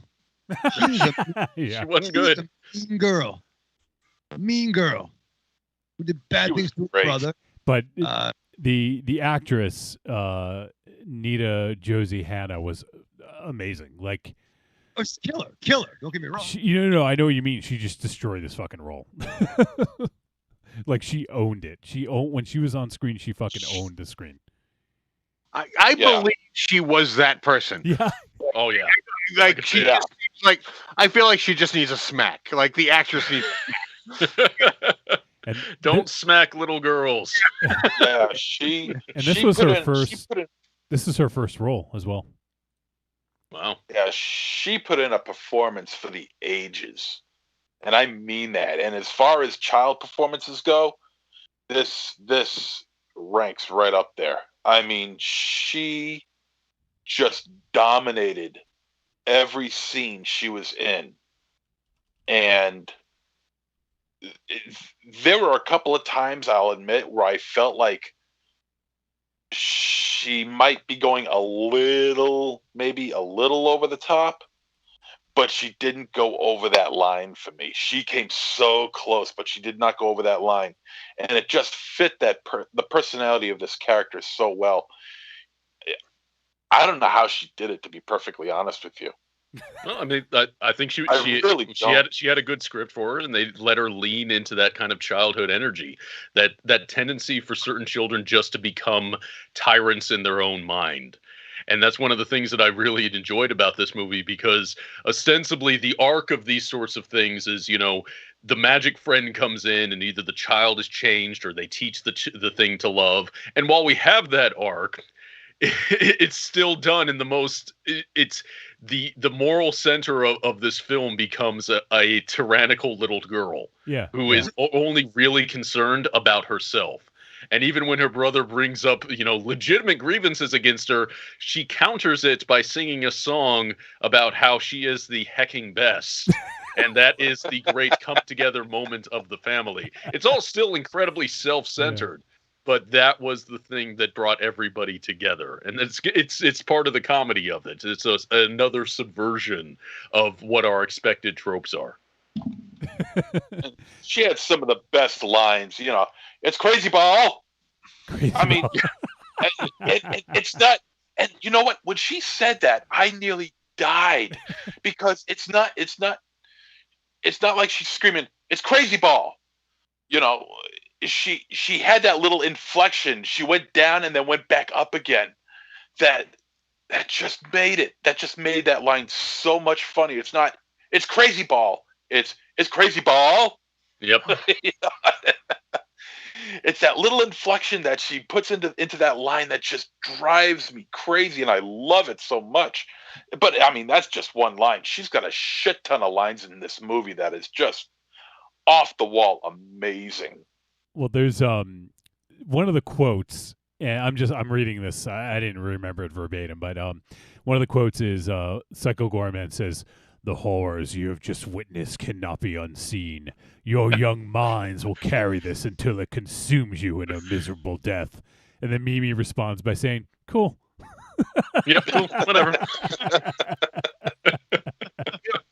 I think the one scene that kind of locked me into her having the power over her brother was when she was threatening him. She grabbed the front of his shirt and went to lift up. He's taller than her. Yeah. Mm-hmm. So essentially, she's just lifting up his shirt. She's still looking up at him, but yet he has all the power. Yep. Like, just locked it into me to their dynamic. Can you dig it? Because just that, if you're going to grab someone and try to lift them up, they're already taller than you and you're not doing anything.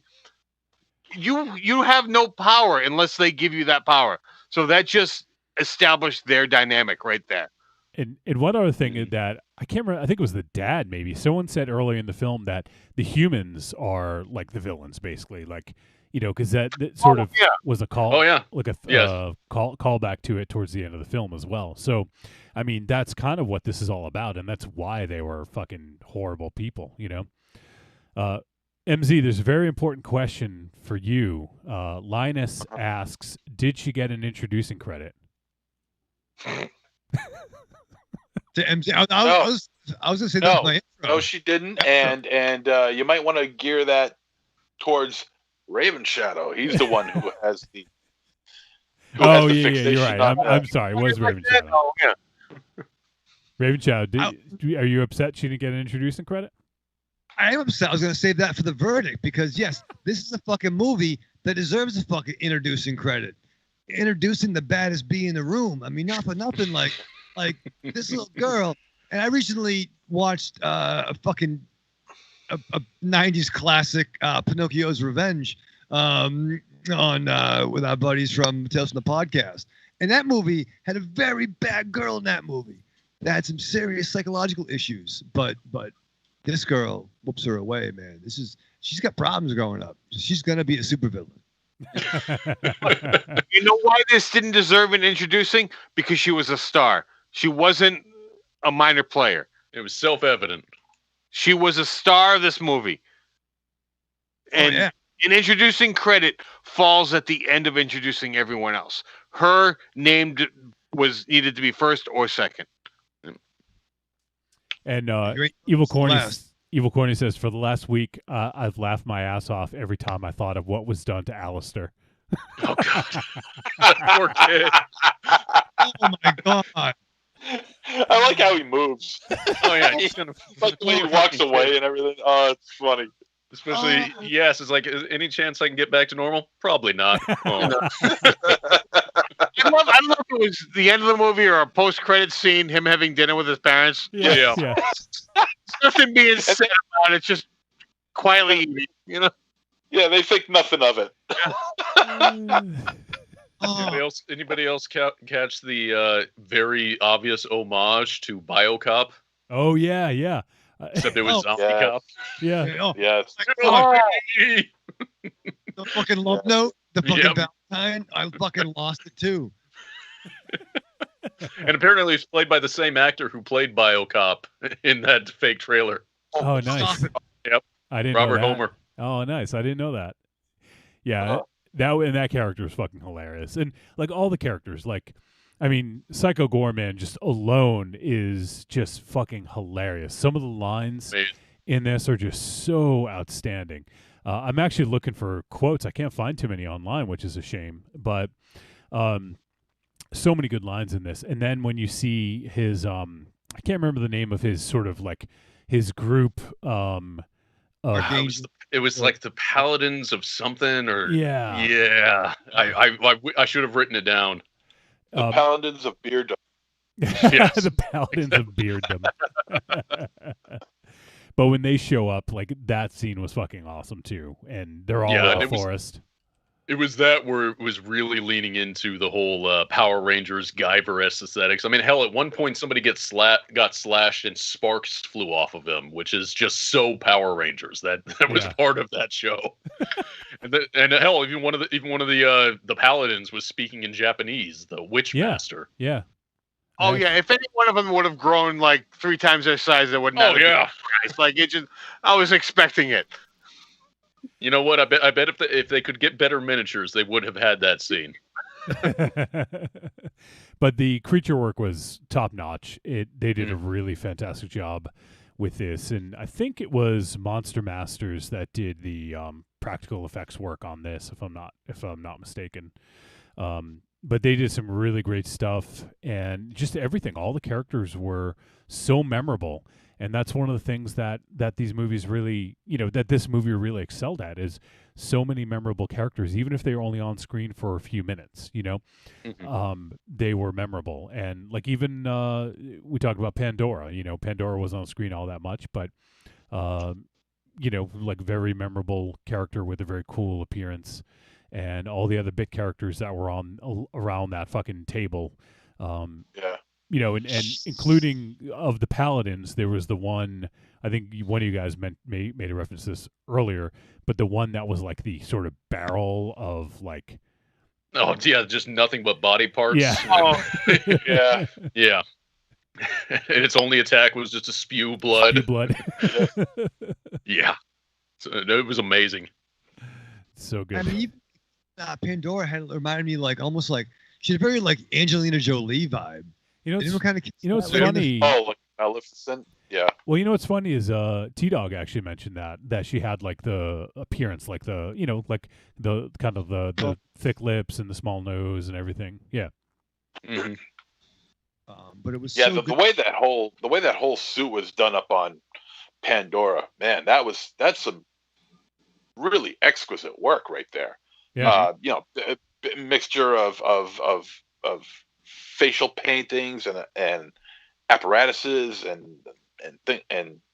other things as such, and it just works so well.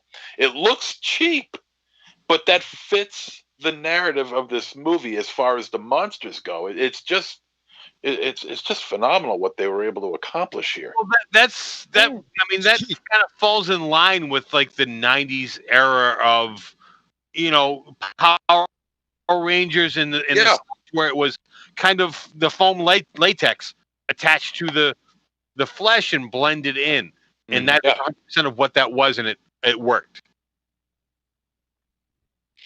Yeah, no, it really did.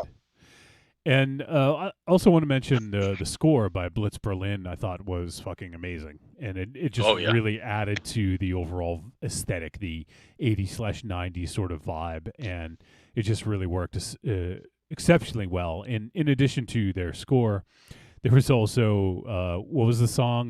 Was it "Frig Off"? Was that the name? Yeah, the "Frig Off." I'm the hecking best. Like just seeing like Psycho Goreman play fucking drums. Yeah. Oh. Yeah. Was so fucking good. Yeah, Wolfie, you're going to have to update your frustrated GIF from the frickin' kid to the friggin' kid. Oh yeah, I know, right? I mean, it's a scene. It's a scene that has absolutely, really no place in the movie. It's just done out of just being gratuitous. But it's so much fun to watch because it's so goddamn ridiculous. But you know what? It belongs in an early '90s cheesy movie. Yeah, I mean that was their montage moment. Yeah. They set it up with playing a song, but it's the let's go do fun things with our magical friend that blows people up. Oh yeah, that's the thing that I love. If you didn't have the exposure to the early '90s movies, that would not make sense to you. Yeah, and that's what I love about the presentation of Psycho Goreman is that at no point does the movie let you forget that he is completely evil. He is the most sadistic figure you'll ever think. He delights in causing pain and misery, and he just happens to be at the beck and call of a psychotic 12-year-old or 9-year-old, however old my Mimi was. But you know what? At the same time, he is so nice and so likable.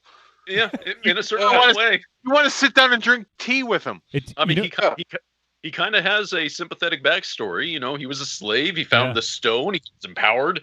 He got his revenge. Then he decided he was just going to murder the entire universe. Yeah. It happens. He was the only one, like in the entire film, who actually knew who he was. Sure. he understood who he was, and no one else. Everyone else was just hiding from problems or just like Mimi being a fucking nightmare. It's he was in a sense Psycho Goreman was like Pinhead, levels of psychosis. Yep. And at the same time, though, he also has a defined character arc. He learned how to find his own inner strength and inner love. Yep. And that's what gave him the power to go on and murder the entire Earth. Because that's what you do. One of my favorite scenes is when, and this is through complete subtlety, but because of the way the head mask, or I don't know what, I think it's a mask. Yeah, the way it fits over the way it fits over the actor's head. I mean, you hear him talking, but you don't really see the mouth moving. The mouth moves a little bit, but not to the point where you could see words actually enunciating from his mouth. Yeah. And so the scene where they're in the schoolyard and they're teaching Psycho Goreman how to play crazy ball while he's dressed up as Dr. Alan Grant from Jurassic Park. Yep. Love it. And here's Mimi teaching him how to play the game. And, I think there's some soft music playing in the background while the way she describes how to play the game kind of fades into the background. We go to a slow dissolve of Psycho Goreman just staring at her in a medium close-up shot, and he's just staring at her, and you could just tell by the look on his face, even though it's the same look he has throughout the entire film, he looks completely and utterly confused as to what she's saying. Yep. I love that scene. I think that's brilliant. So funny. Yep. So funny. I also got early on, especially when they're digging in the backyard, I was getting kind of like Gate vibes from Yeah, this. that's what Raven Shadow said. Yeah. You brought up the gate. Oh, you sorry, Rich. I Yeah. wasn't paying attention to you. Thank you, Goro. I got you, man. I got you. Baby. Yeah, I mean, again, I'm just like in Father's Day or particularly Manborg, which this one feels the most of a piece with Manborg. Yes. If you were to have them like list your influences, I mean, it would just be extensive, and I bet it would be stuff like they would point to some element on one edit and says, "Yeah, we got that from here." You know, these guys have always been big on that. And that's one of the fun things if you go back and listen to the commentary on the editor, just how many deep, very subtle cuts from Giallo they were pulling from when they made that. And it feels like I really need to listen to a commentary on Psycho Goreman. Yeah. Because it's a delight to dig into these movies and just see what they were playing with, the in-jokes they put in. Yeah, and just to call out the MZ mentioned the Raven Banner limited edition. There's going to be 3 commentaries on that apparently. So yeah, that'll be. I would definitely love to hear that because I'm sure that there's some great insight into what they were thinking of, like what this is a reference to or what that's a reference to. So I think that would be a lot of fun to listen to for sure. Oh yeah. Where was that in your sales pitch, MC? I think it was. That's it. You're fired. No more infomercials for you. I'm still not sure why his show couldn't have waited till this conversation. It wasn't like it could have fit in, but that's fine. You did a good job though. Follow me. You shut up and sit down over there. He is sitting down. It's true. How did you guys like the way this film like the big finale, so to speak, like it was only appropriate as to like what direction they went in. Definitely Chekhov's ball, right? Chekhov's crazy ball. In the running, right? It's in the running. And again, it makes perfect sense in the context of it, but it still is a subversion. You know, you expect the big fight. Instead, we get Crazy Ball, and it's amazing. Spoilers, I guess. What was the big wave motion gun fucking thing in Crazy Ball? The double indemnity, double or nothing. What's it called? The switcheroo. Switcheroo. I like when Pandora's like, explain the switcheroo again. Yeah. Nope. No, that would be exactly how we treated you when you wanted an explanation for anything that was talked about. No, we explained it once. Yep. Movie again. It was so fucking convoluted. Yep. But that's. I mean, honestly, the first thing I wrote down in my notes when they were playing it, it felt like Calvin Ball from Calvin and Hobbes, where you just make up the rules. I got absolutely nothing. Like that was Calvin Ball. Yep, I don't understand it. Nope. But it makes perfect sense when you're a kid. When this is all over, listen, we're playing Crazy Ball. And we're not. When the pandemic is over. When the pandemic's over for the blackout bacchanalia, we're playing Crazy Ball, right, Raven Shadow? You know what?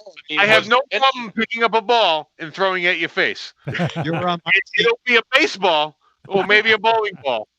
But I don't have a problem. Just as long as the loser of Crazy Ball receives a warrior's death.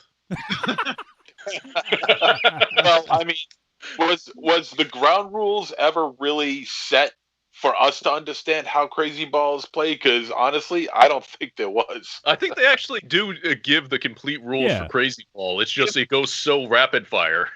If you paid attention, you would probably understand the whole thing because throughout the whole movie, I think they explain everything. Yeah. I bet a diddle-eyed Joe to a dang if I know that on one of those commentary tracks has the fucking rules to it, much like Robert Rodriguez will have his recipes. Shit. I guarantee that has the fucking rules to Crazy Ball. Our boy Denny checks in. He says, "You guys rock. I look forward to your show every week. Be safe out there, guys. This world is crazy." You ain't kidding. Hell yeah, man. You ain't kidding, Denny. Only getting crazier. Yeah, we could use a fucking Psycho Goreman for real in this world. Yeah, we could. Really good. We just need to make sure we have the fucking the stone. The stone, yeah. And not some other fucking crazy people. I literally could talk about this movie for like hours.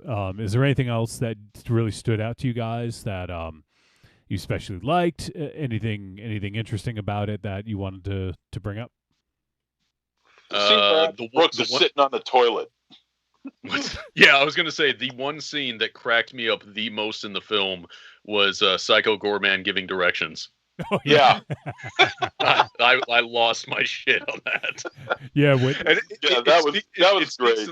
It speaks to the comedy that they bring to this. I mean, one of the things I love about these films, and a lot of it wrapped up in Adam Brooks, is just kind of the curiously understated nature of some of the comedy. For as broadly over the top as these movies are, some of the best lines are just little asides.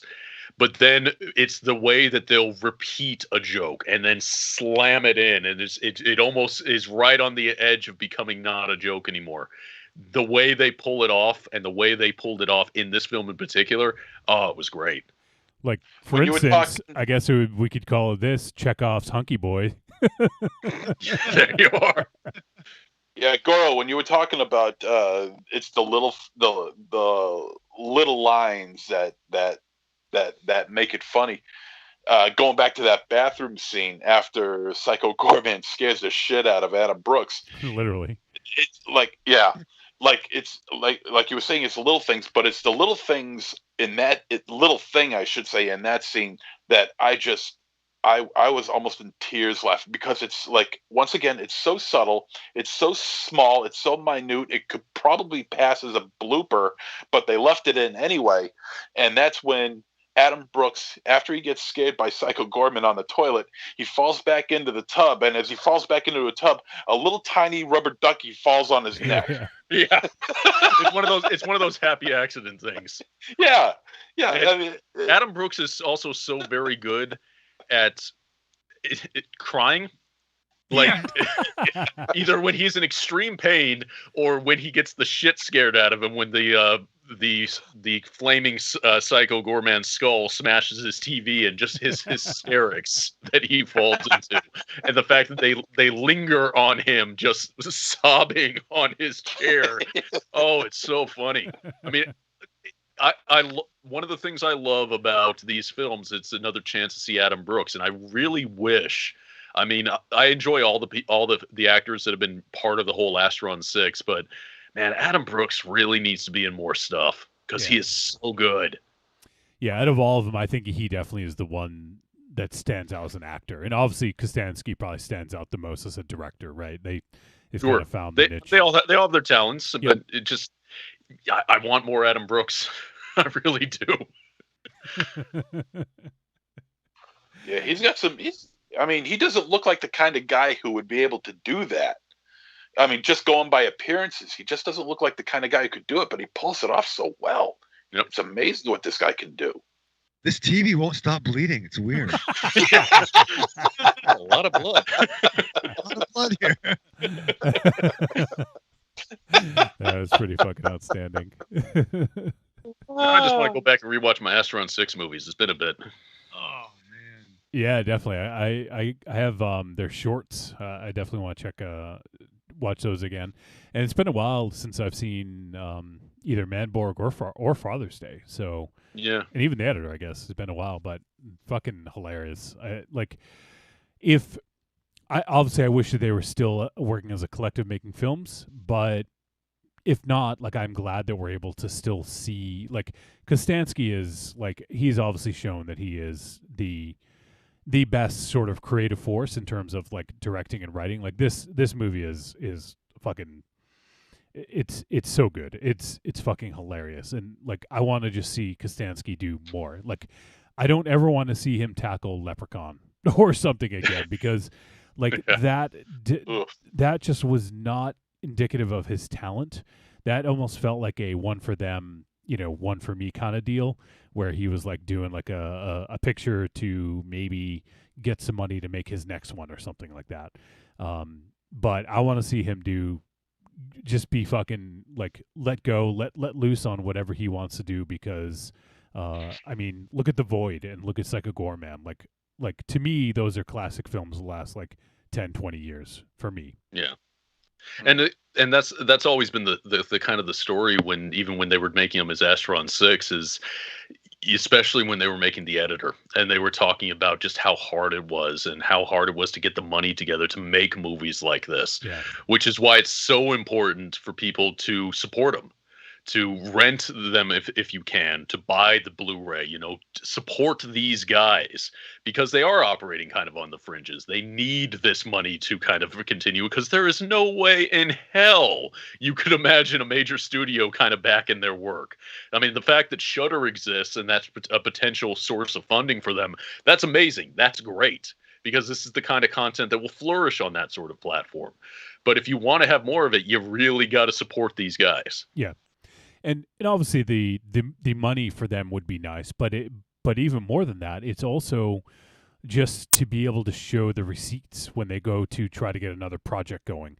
Like, hey, look at all the the rentals or the purchases we had before we hit Shudder, or something. So that stuff matters, and it is important. And a lot of people out there, find ways to get their media elsewhere, but if they're not getting our money, then there is the possibility that this, we may not see more of this. And I've already heard some rumblings about a sequel. I don't know if that's just people clamoring for one or if if that's something that could potentially be in the works. But we're not going to get a sequel unless people know that we want it. Yep. Yeah, I don't see seeing these guys coming out with anything from, say, like MGM or Columbia or 20th Century Fox, but possibly maybe if they strike a deal with Netflix or maybe Amazon Studios, there's more of a likely chance that they could find success through their funding rather than the big movie corporate companies. Yeah. Well, you know what? I mean, as the world stands today, probably the streaming services are the better bet for these smaller, movie studios, where the big blockbusters probably aren't going to happen as frequently because of the pandemic we're in. You're going to see a lot of more direct to home viewing type cinema. Mm-hmm. Yeah. Corny made a comment about Divorced Dad, which was fucking awesome. He says the Divorced Dad ISIS episode has me in tears every time I watch it. The one that got pulled from YouTube. Yeah. Yeah. My sis. What was it? Yeah, the My sis. It's so fucking good. Holy shit. But yeah, and also one other thing I want to call out is they even use some stop motion in this as well, which was fantastic to see. Especially, I think it was mostly during the flashback when Psycho Goreman was talking about his sort of origin story. Just fucking great. I love, they're true fans of the 80s and 90s stuff, of the practical effects and the stop motion and everything. Like, there's a very minimal.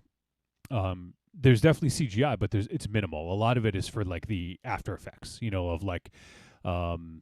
If Psycho Goreman is like using psychokinesis or something like that on someone to have like a glow around their body, Mm-hmm. little sort of highlights like that, and a lot of it is shot in front of the camera, and it just looks so good.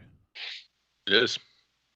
I mean, yeah, the stop motion, either intentionally or accidentally, looks identical to stop motion you'd see in the late 80s, early 90s. Yeah. Mm-hmm. Yeah, it's definitely the aesthetic they go after. I mean, we've seen them use stop motion in a couple of their stuff, like the hell sequence in Father's Day, or the various aliens in Manborg. So they definitely have they got a passion for that kind of aesthetic. Yeah, and I think it was Mars. Maybe I was talking to him yesterday about this movie. I think it was him. He asked if I thought that the end scene when someone has a gun, like at the end around that big table of monsters, he was wondering if it was a Father's Day reference. Did anyone get that? I could see it. Yeah, I didn't really think of it at the time, but now after he mentioned that, I could see that being a reference to Father's Day. It was kind of jarring. It stood out for me. Like, why would they put that out? Yeah, You yeah, know? exactly. I mean, even if it wasn't a reference, it's still a good gag. It's like I have a plan B. Yeah. Let's commit suicide before he can kill us all. I haven't seen Father's Day, but being that it is a revolver and you're dealing with aliens, I'd hazard to say it's a reference he's referring to. Yeah, could be. Yeah, you should watch Father's Day. It's you know what? It's fun for the whole family. Yeah. You like comedy? I will admit I know nothing. MZ, I'm coming right over to borrow that. I will say though, out of everybody on this cast, I think you would be uniquely positioned to be triggered by that film. Yeah. Okay, I'm not. That's all I'm going to say. I don't believe I've seen any of the movies referenced through this episode. Astron 6. I don't think I've seen any of them. MZ, hook them up, man. I'm sure you got them all. You will be pleasantly surprised. And you should probably go in order, like start with Manborg. Yeah. You know, someone needs to send me, a list, and I will try to get to them in order. I mean, what I need to watch in order. And Manborg's an easy watch because I think it's just under an hour, like 56 minutes or something like that. Or either that or just over. It's super quick. Very short. Yeah, right around an hour. I showed in Manborg, I think last year. She loved it. Manborg, more like asshole. More like asshole. Don't go in there. It says danger. Oh, elevator. Duh. Oh man, I haven't pulled up those soundbite. Oh, you know what? I think I lost that soundboard, so I can't. No. I still have the sounds, but they're not on a soundboard. So I know Raven Shell's a big fan. Oh, Marion probably got tired of me fucking quoting fucking Connor Sweeney fucking lines. I probably said, "That's an excellent penis you have." Probably like 20 this weekend. This is turning out to be a great day after all. That was the second one. Yep. Oh wait, I did find him. Hold on. Oh, wait for it. See if we play him. Those are some pretty fancy shenanigans you pulled back there, Manborg. Fancy shenanigans. Oh, the shenanigans. Let me see. Here's this one. Manborg. More like asshole. Son of a bitch. Bitch. And I only got a couple for the editor, but you got the best one. That's an excellent penis you have. This is turning out to be a great night after all. There you go, Raven. Just for you. Oh my Beautiful. Connor Sweeney. He's my boy. Gotta love him. You're not going to be complete until we get him on the show. Well, Johnny, I will not ever be complete. But fair. I'm pretty sure that would help. It couldn't hurt. It couldn't hurt. Seriously, I love that dude so much. I'm fairly certain you'd scare him off. He'd hang up. I think we'd be friends, and he would know that as long as he lets me be his friend. No, I'm pretty sure he'd hang up. No. Well, we do have to complete the set. We have had Steve Kostansky on and Jeremy Gillespie, and we did have Matthew Kennedy on. So we do need to eventually complete the collective. Yeah. We need to have Adam Adam Brooks. Brooks, and Connor Sweeney. Yeah. And Jeremy. Did we have Jeremy Gillespie on? Yeah, he was on with Kostansky when we talked about that's the right. Void. Yep. Yeah. Well, hash brown them, and we'll, see if we can. Hash brown. Nice call. All right, so we are going to wind this down because, we eventually got to end the show. So, Why?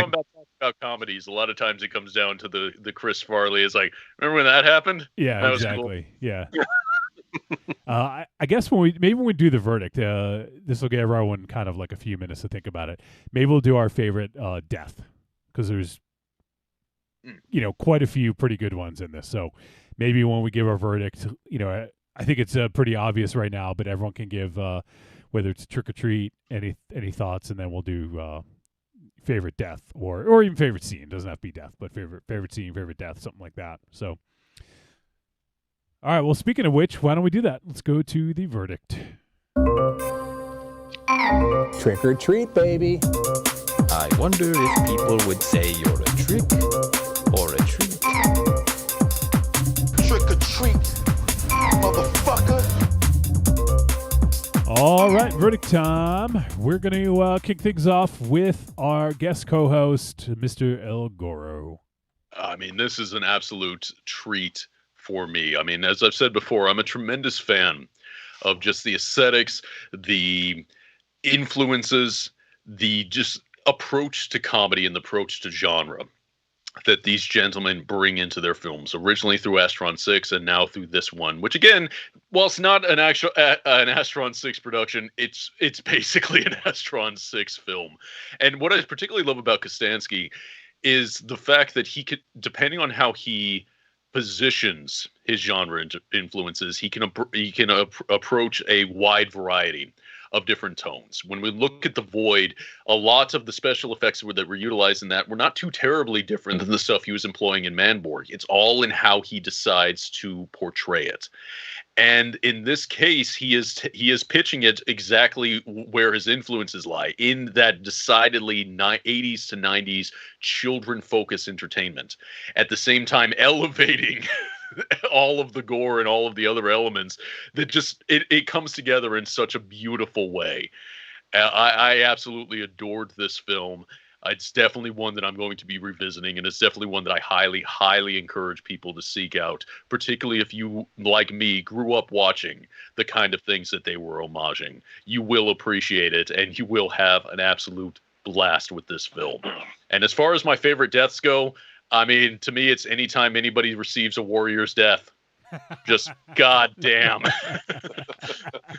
Goddamn. That's a good one. That's all I'm saying.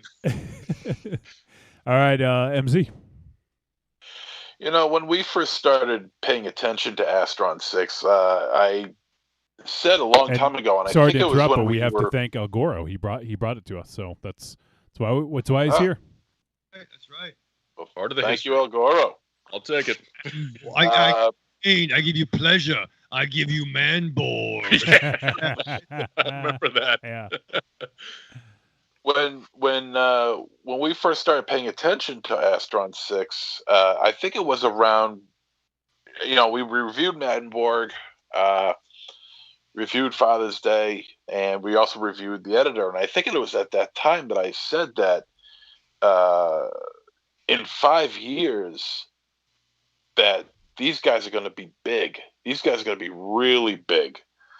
And while they have not hit the Hollywood scene as of yet, and to be perfectly honest, at this time, I just want them to do well. I don't want them to go to Hollywood. Hollywood, too many manipulators there. They're gonna tell you what to do, how to make their your movie their way, and that's obviously not the way Kostanski works. This film, when I first saw it, I said to myself, what the hell did I just watch? And after absorbing it in, I realized what I saw was really, as a collective unit of Astron 6, even though it's not officially Astron 6, their best movie. It's the most enjoyable. It's the funniest. It's hyper gory. It's got some great acting, a good cast, great acting, good action sequences. It's also quite on the other end of the spectrum as far as what we had from, say, like The Void. The Void was the last film. Very serious, very dark. And here you got something on the opposite end. Very 80s, 90s toy influenced. 80s, 90s toy advertising.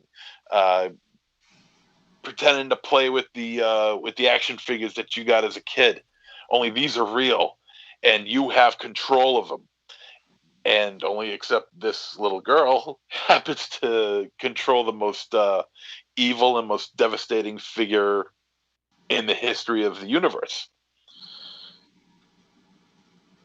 This movie is just absolutely fantastic in just about every aspect. It hits all the marks, and it hits them like with a 20-ton sledgehammer. It's amazing what Gillespie is able to do with such a meager budget. Kostansky. What did I say? Gillespie. Oh, sorry, Kostansky. Yes, and all the CGI and the blue screen effects is all. It just fits the narrative of this film, and it just works so wonderfully.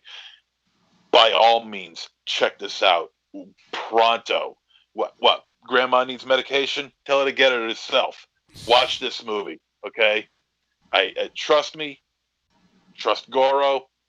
I'm telling you, this is a fantastic movie. Highest end treat. All right. How about Raven Shadow? I mean, you could probably get your grandma's medication and watch the film. I'm just saying there's like... Ma, can you get me my beer and my cigarettes? I got to watch a movie. Yeah. You know what I'm saying? I'm saying you can... your grandma can live. But no, I mean, listen, I know oh, Goro went to black. It's very hard for me not to refer to them as Astron 6. I know they're still friends and the collective has different projects, but they're still a team, and I love everything the team has done as a group and in their solo work. I just love what these guys do creatively. And I love the progression. I just think it's one of the best things about the show was discovering these pictures, and I can't wait to turn people on to their past work. And I am eagerly looking forward to everything this collective does as a team or as individuals. I love they still, though, have appearances from their crew. I mean, obviously, this is a treat, right? It's fucking forget about it. I think they've come leaps and bounds effects-wise. I mean, what Manborg did for like under like $5,000, whatever that budget was all on screen, and they've only increased their game, up their gangster, if you will. This movie was great. Please do more. It's very funny how there are certain things that are on the pulse of what maybe we're into, I think it's fair to say, but everything they do fires in all cylinders. Matt Kennedy, Connor Sweeney, Gillespie. I'm missing people's names, but thank you guys for doing what you do, and I am down for everything you do next. So definitely fucking treat of the highest order, man. And MZ didn't answer this, but we got the robot thing back. Raven Shadow, what's your favorite moment or death? Oh, thank you. The early on, the warehouse scene when the I don't want to die. Yeah. And then what happens to that guy and the mustache on the floor? I fucking lost it. How about you, MZ? What was your favorite moment or death? My favorite moment was when Mimi was teaching Psycho Goreman how to play crazy ball, and he's dressed up as Dr. Alan Grant. As far as the death goes, probably the Warrior's death. I think that was fun. The first Warrior's death. All right. Let's go to Aries. All right. Yeah, I'm not gonna ramble on like my cohorts because there's nothing really too much more to say. This movie definitely is a treat. As far as the human interaction, it has its little flaws for me, but it is a treat. Check it out. Even without having I've never seen any of the other Astron 6 movies. So I have no frame of reference. But with that being said, just you could watch this movie without seeing the rest of it and enjoy it. And my favorite death was probably the I don't know what you'd call her, the baby doll. Oh God, yeah, the Witchmaster. Okay, yeah. I have escaped. Yeah.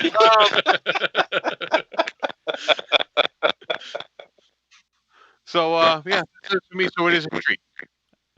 All right, since we're getting this roboting thing again, which sucks, which we can't seem to get rid of once it starts, I'm going to ask everybody on the call if you could just disconnect real quick, and I will immediately get it back. So we're going to lose everyone for just a moment. So Raven Shadow, obviously I got you because you don't know how to work a computer. But I'm going to go ahead and reconnect with these guys while I give my verdict. So we're going to lose everyone for a moment here. Just give me 1 sec while I get this to happen here because I got to do some things on my end. All right. Did I get everyone? All right. So for me, this obviously, I mean, if it's not already obvious. This movie was a huge fucking treat for me. I loved it. This is going to be tough to top this year, I have a feeling.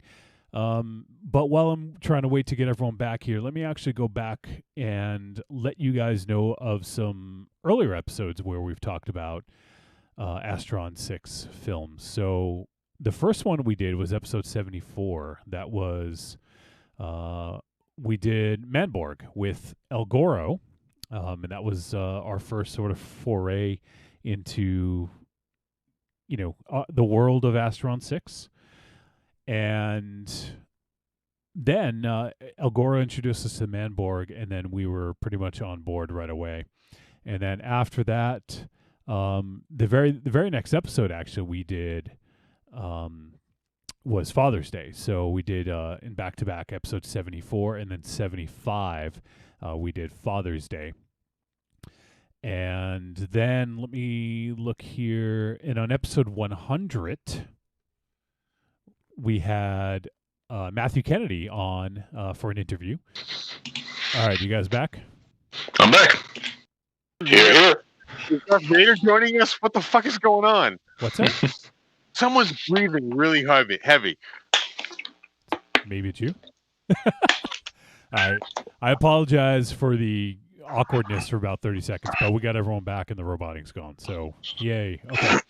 But I was going through the Astron 6 sort of back catalog, and episode 100, we interviewed Matthew Kennedy, and then, let's see, actually, El Goro, episode 245, we did The Void, and you actually were on for that. I was on for that one? Yeah. So you've been I wasn't on. I didn't have that list. I know it was 164 was when we did the editor. Yep. So we did 164 for the editor. I'm just looking here on 245. It says we review our most anticipated film of the year, The Void. Joining us for the cinematic descent into madness is the mighty and powerful barbarian luchador El Goro. So there you go. Google failed me. I know at one point I just did a search to try to find all the ones that I've been on. Yeah. So we were trying to get that count going. That's right. Yeah. So 245, if you guys want to hear The Void. And then also we did on episode 250, just a few episodes after that, we had Jeremy Gillespie and Steven Kostansky on to talk about The Void. So if you guys want to go back and check out some of the earlier stuff where we've discussed Astron 6 films or talk to members of Astron 6, there you go. So back to my verdict. I obviously you guys missed it, but I said obviously this is a fucking treat beyond treats. It's going to be hard to topple this, I think, for top film of the year. Just kind of blow my load right there. But it was fucking glorious. It was amazing. Such an amazing film. Kostansky really outdid himself. This is a huge treat for me, and I am actually super excited to see it again. I just want to watch it again. My favorite, I don't know if this would be my favorite, but since no one mentioned it, I'm gonna go with. So when they do the montage when they're playing Frig Off, there's that scene where Psycho Goreman is walking the dogs.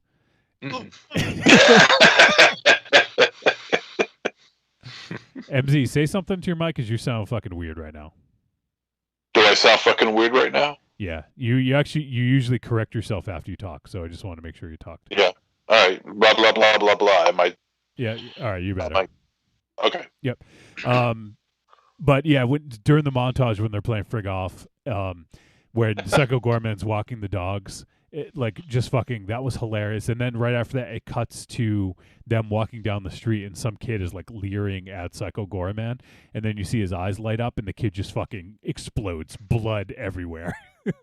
Yeah. I think that was my favorite, just understated death, because that one was hilarious. But I guess the bio cop or zombie cop was also pretty fucking hilarious, and the hijinks that ensued when he was following them.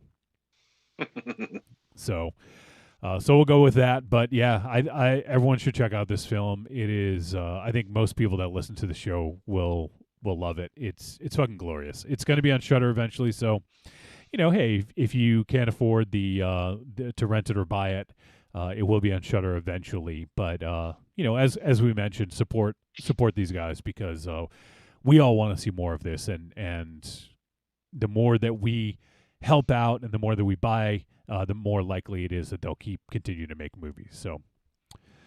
So there you go. That wraps up our discussion of Psycho Goreman, PG for short.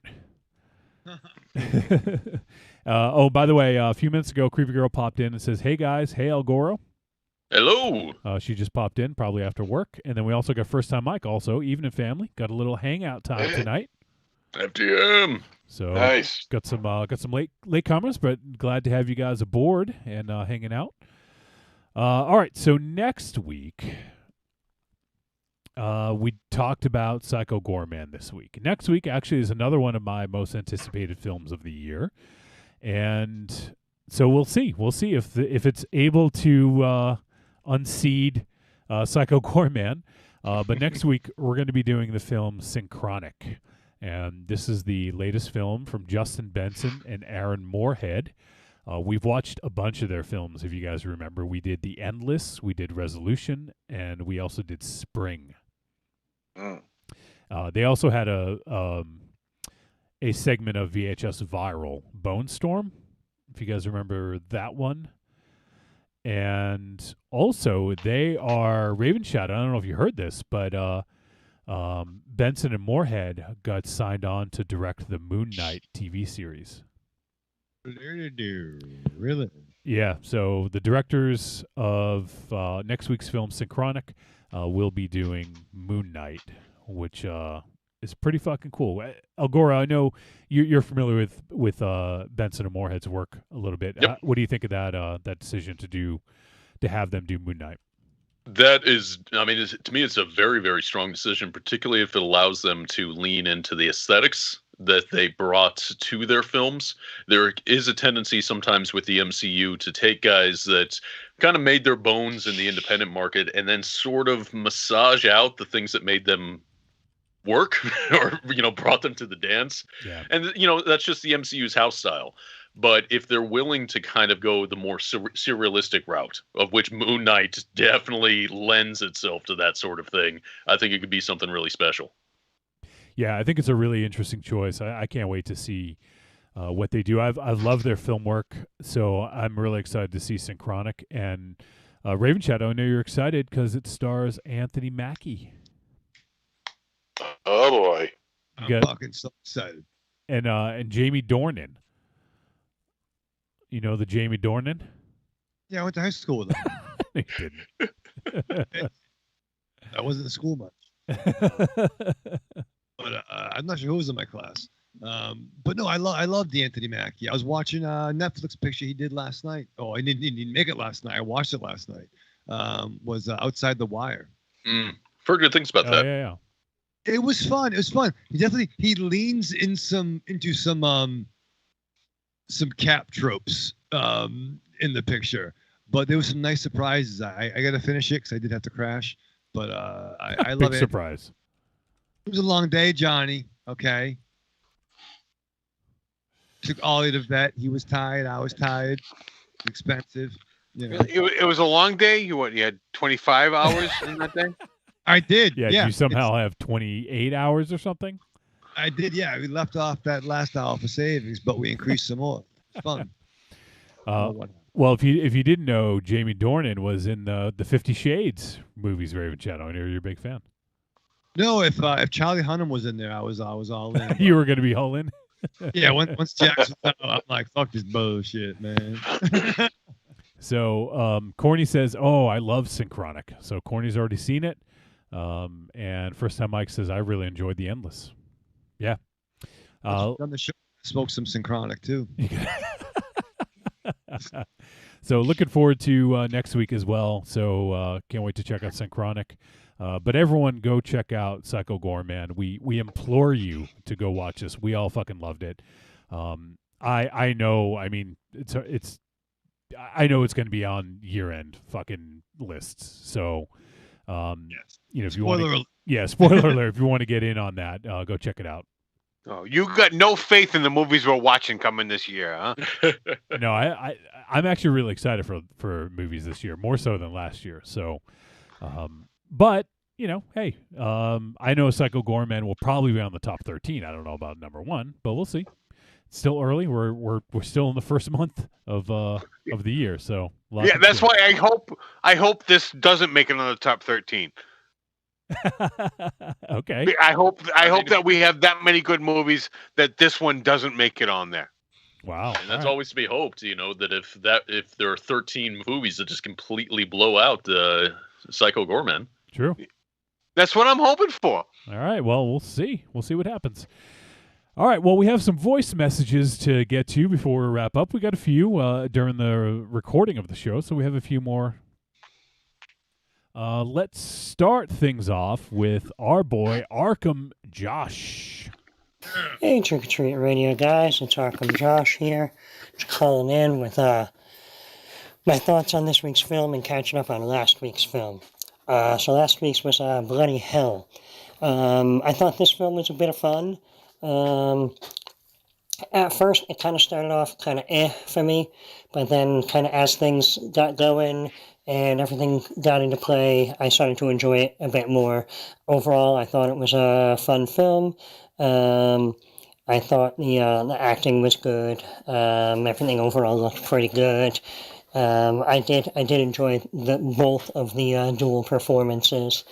And yeah, overall, I thought it had some good surprises, and it was kind of fun. So yeah, I would give that Bloody Hell a treat and a recommend.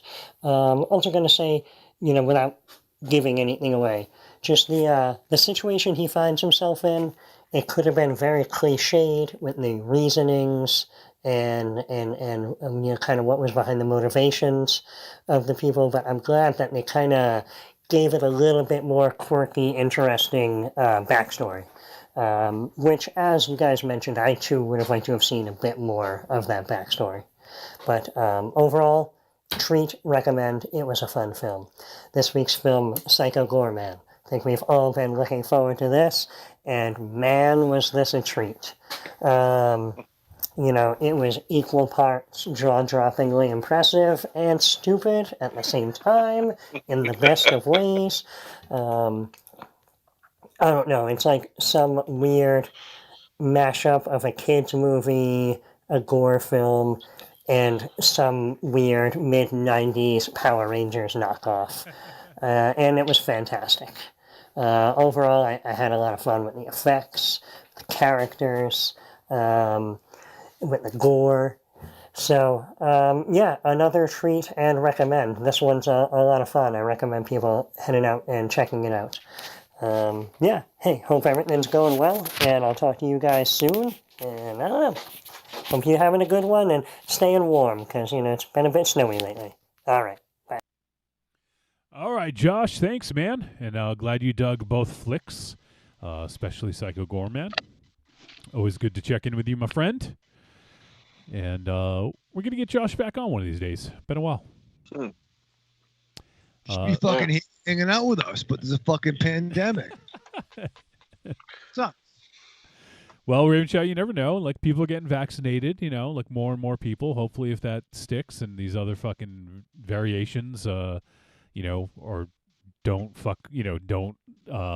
circumvent the vaccine, hopefully things will be back to normal in about a year. I'm excited, though. Charlie Bakes had some new... Charlie Bakes. No one knows who you're talking about right now. Charlie Baker. Even Governor, people in Massachusetts have no idea. Yeah, the governor of Massachusetts. He's a good guy. But no, his new as of 1/25, he has his new list for round 2. And guess who's on that? Oh, your boy's in it? Yeah, me. Retail workers. Oh, it's Mars too. What's he do? Oh, yeah, part-time. Yeah, he goes to retail. Yeah. You're part-time retail. What are you talking about? I am part-time retail. Yeah, so me and Maz will get some vaccines together. Hold hands. We're gonna hold hands, go to the vaccine, and go to our radishes afterwards. Celebrate with a fucking foot-long chili dog. There you go. I think so. The only way to party.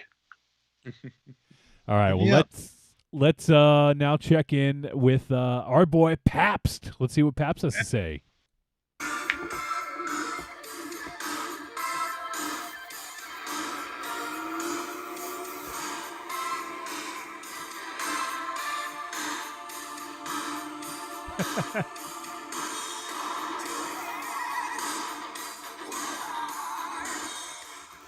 What the fuck is going on, guys? It's Pabst checking in. It's been a while. Hope you guys have been good. Hope you guys are fucking enjoying yourselves, and I definitely hope that you guys enjoyed this movie, because I gotta say, I fucking loved Psycho Goreman. A little side note, that little, the song in the end that played over the credits, the vocalist on that song, Rhodey Walker, is actually the vocalist of, one of my favorite bands back in high school, Protest the Hero. I'm not super huge into him as much as I now, as much as I used to be, but still fucking appreciate him. But yeah, no. So I gotta say, man, I fucking loved this movie. This movie was an absolute blast. It was just fun. Like, this movie knew exactly what it was. It fucking leaned into it, and it was just like, I just had a big shit-eating grin on my face the entire time. Like, it was basically like a Power Rangers monster, like, movie, like, just dudes in rubber suits, weird, cool practical effects, and just like, just so much fun. The little girl who played Mimi was just like, she hammed it up, and she's just like fucking hilarious, like great comedic timing. I just fucking loved it. Like, this is, like, I know it's pretty early, but I kind of foresee this being my favorite movie of the year for quite a while. There it is. And I'm really hoping that you guys, I'm kind of figuring that you guys would love it too. It seems very much up your alley. Also, I recently watched Society last night, which, Nice. Stuff about it I really loved, like the practical effects from Screaming Mad George, I thought looked fucking great.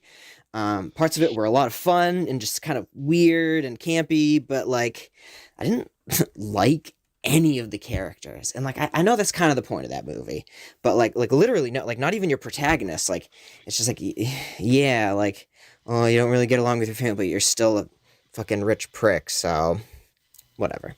But how I'm going to finish this off is, so I've been recently rewatching Kevin Smith stuff, and specifically his View Askew universe movies, and I wanted to pose the question to you guys of what is your favorite Kevin Smith movie? Doesn't necessarily have to be a View Askew, Clerks, Mallrats, that whole universe thing, but what's your favorite Kevin Smith movie? And I would definitely like to hear it. I'm looking forward to hearing from you guys. I'm looking forward to listening to this episode. Have a good one, and peace. All right, before we go and answer that, also Pabst added into the email. He says, P.S. He says, my favorite Kevin Smith movie is hands down Dogma. That blew my mind in middle school and still to this day has me in stitches. Amazing cast, amazing story, all around excellent. Snoochie Boochies. All right, I'm gonna go. Let's start with Aries. I know you're a fan of Kevin Smith. So, I am. Yeah, I am a huge Kevin Smith fan. Right out of the gate with him. And you know what? I am going to have to go with Clerks because the time when that movie came out, I was a clerk at at a convenience store. I was Kevin Smith at that time. That was why I wanted to see that movie. I was like, oh, someone's making a movie about my life, and oh my God, was he making a movie about my life? Like, I worked overnight at a convenience store. My friends came in and we talked Star Wars and comic books. So that movie holds near and dear to me, and that will always. He wouldn't need to make a movie about me for him to make a movie more about me than that movie. So, all right, Raven Shadow. Obviously, I know you are also a big fan. So, what would be yours? Yeah, man. I mean, when Aries and I saw Pulp Fiction, that one of the trailers was Clerks back in '94, and I was 17 then, and worked. I worked in a grocery store, and then the references, the comic stuff, the subtle stuff, and then the catalog. It was right in that time frame, and it's a weird thing with the next generation coming up. But I mean, not like we were there, man, when he fucking dropped, but we were. But no, man, it's got to be Mallrats. I mean, Mallrats is definitely my favorite. I loved everything that came after, but that just summed up. You didn't have that kind of comic book references before, and I'm seeing that once again with Aries in theaters. And Aries waited for me to come back from Florida, and I appreciated that. And we saw that with Parallax at that time. But I bought all the comics, watched all the fucking shit. And yeah, man, Mallrats still holds up to me. I fucking adore it. Like a nooch. All right, how about El Goro? I don't think we've ever talked about Kevin Smith, so I don't know how big of a fan you are. Yeah, I mean, I'm a big Kevin Smith fan. I grew up on Kevin Smith movies. I wasn't the target audience for them, but I was the little brother to you guys, showing I like those things too. They're swearing. That's awesome. For me, my favorite of them is still. I'm going to echo Paps, and it's Dogma. The blend of his particular form of crudity with his background in Catholicism, it's still very special. And whereas some of his films, I think, haven't aged great, I think that out of his classic run, Dogma has aged the most gracefully. So it's the one that I don't have to make as many excuses for when I show it to people these days. It's like, dude, you don't have to say it was the 90s, man. Just go with it. Yes, I know Chasing Amy these days really fucking cringy, but Dogma's still pretty solid. MZ, how about you? I know maybe you're not the biggest Kevin Smith fan, but do you have a favorite? Oh, well, I'm a Kevin Smith fan. I'm a big Kevin Smith fan. I'm just not a big fan of the stuff that he's done lately. So we would definitely go to his early work, and his earliest work, of course, is Clerks, and that would be my pick. His ability to show the disgruntled youth of America being shown in black and white. It just has a very underground indie feel to it, and it's all set up with Howard Hawks style backdrop of rapid fire dialogue. It's inventive. It's smart. It's intuitive. I still think it's his funniest movie. It's just, if it weren't for Clerks, we wouldn't have Jay and Silent Bob. So I'm going to stick with Clerks. Although I'm very close to picking Dogma. I was thinking about Dogma, but you know what? I can't stray away from Clerks. So Clerks it is. All right. For me, I actually haven't seen any of Kevin Smith's older films in a long time. But I probably the one I watched the most would probably echo Raven Shadow, and Mallrats would probably be the one that I watched the most of his. I do love Clerks. I even really like Clerks too. I actually enjoy that a lot more than people give it credit for. I think. Clerks 2 is fantastic. I mean, I loved. Yeah. You know, I love the entire View Askew-verse. You know, I thought Jay and Silent Bob reboot was I fantastic. still haven't seen that. I got to see it. You know, I think part of it was going to see it in a theater at the Wilbur Theater when he did the Q&A afterwards was huge. But I also too I bought all the shit. I bought all the fucking Omnipress Clerks comics. Yeah. Prequels. I thought his run on Daredevil was pretty fucking dope with Joe Quesada doing the artwork, and I still consider that canon. His Green Arrow run. The Green Arrow run, thank you. Yeah. Brought you know, Ollie back. The Batman stuff, not good. I've heard not good things about Widening Gyre. No, not good. When Joker's trying to like take his jumpsuit off and offers up his ass by a tree, that was weird. That was weird to Batman. But no, his Green Arrow and Daredevil run was fantastic. I've read his books, fucking the Smith autobiography or whatnot. Like, I'm a huge mark for that, and I think he's gotten kind of back on track. And Comic Book Men, not accurate to the shop that I work at. Well, Comic Book Men is you know, it's a show, right? And to watch that show and then actually go into that shop, it's night and day. Like, that shop, you would think that shop watching that show is bigger than your shop. To walk in there, half the size. Yeah. It is. I mean, it's Hollywood.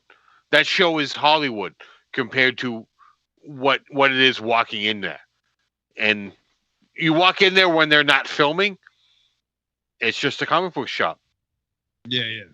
I mean, and that's what it is, and that's what Kevin Smith does. He makes Hollywood out of our everyday lives, and that is probably why we love his movies, because he romanticizes our mundane lives. Mm-hmm. And I mean, that is why I enjoy him. And also, like, I was able to bring his world to my son, and he embraced it. And that is one of the things that we love together, although it is awkward to enjoy it as an individual unit, because it is not something a father and son should watch together.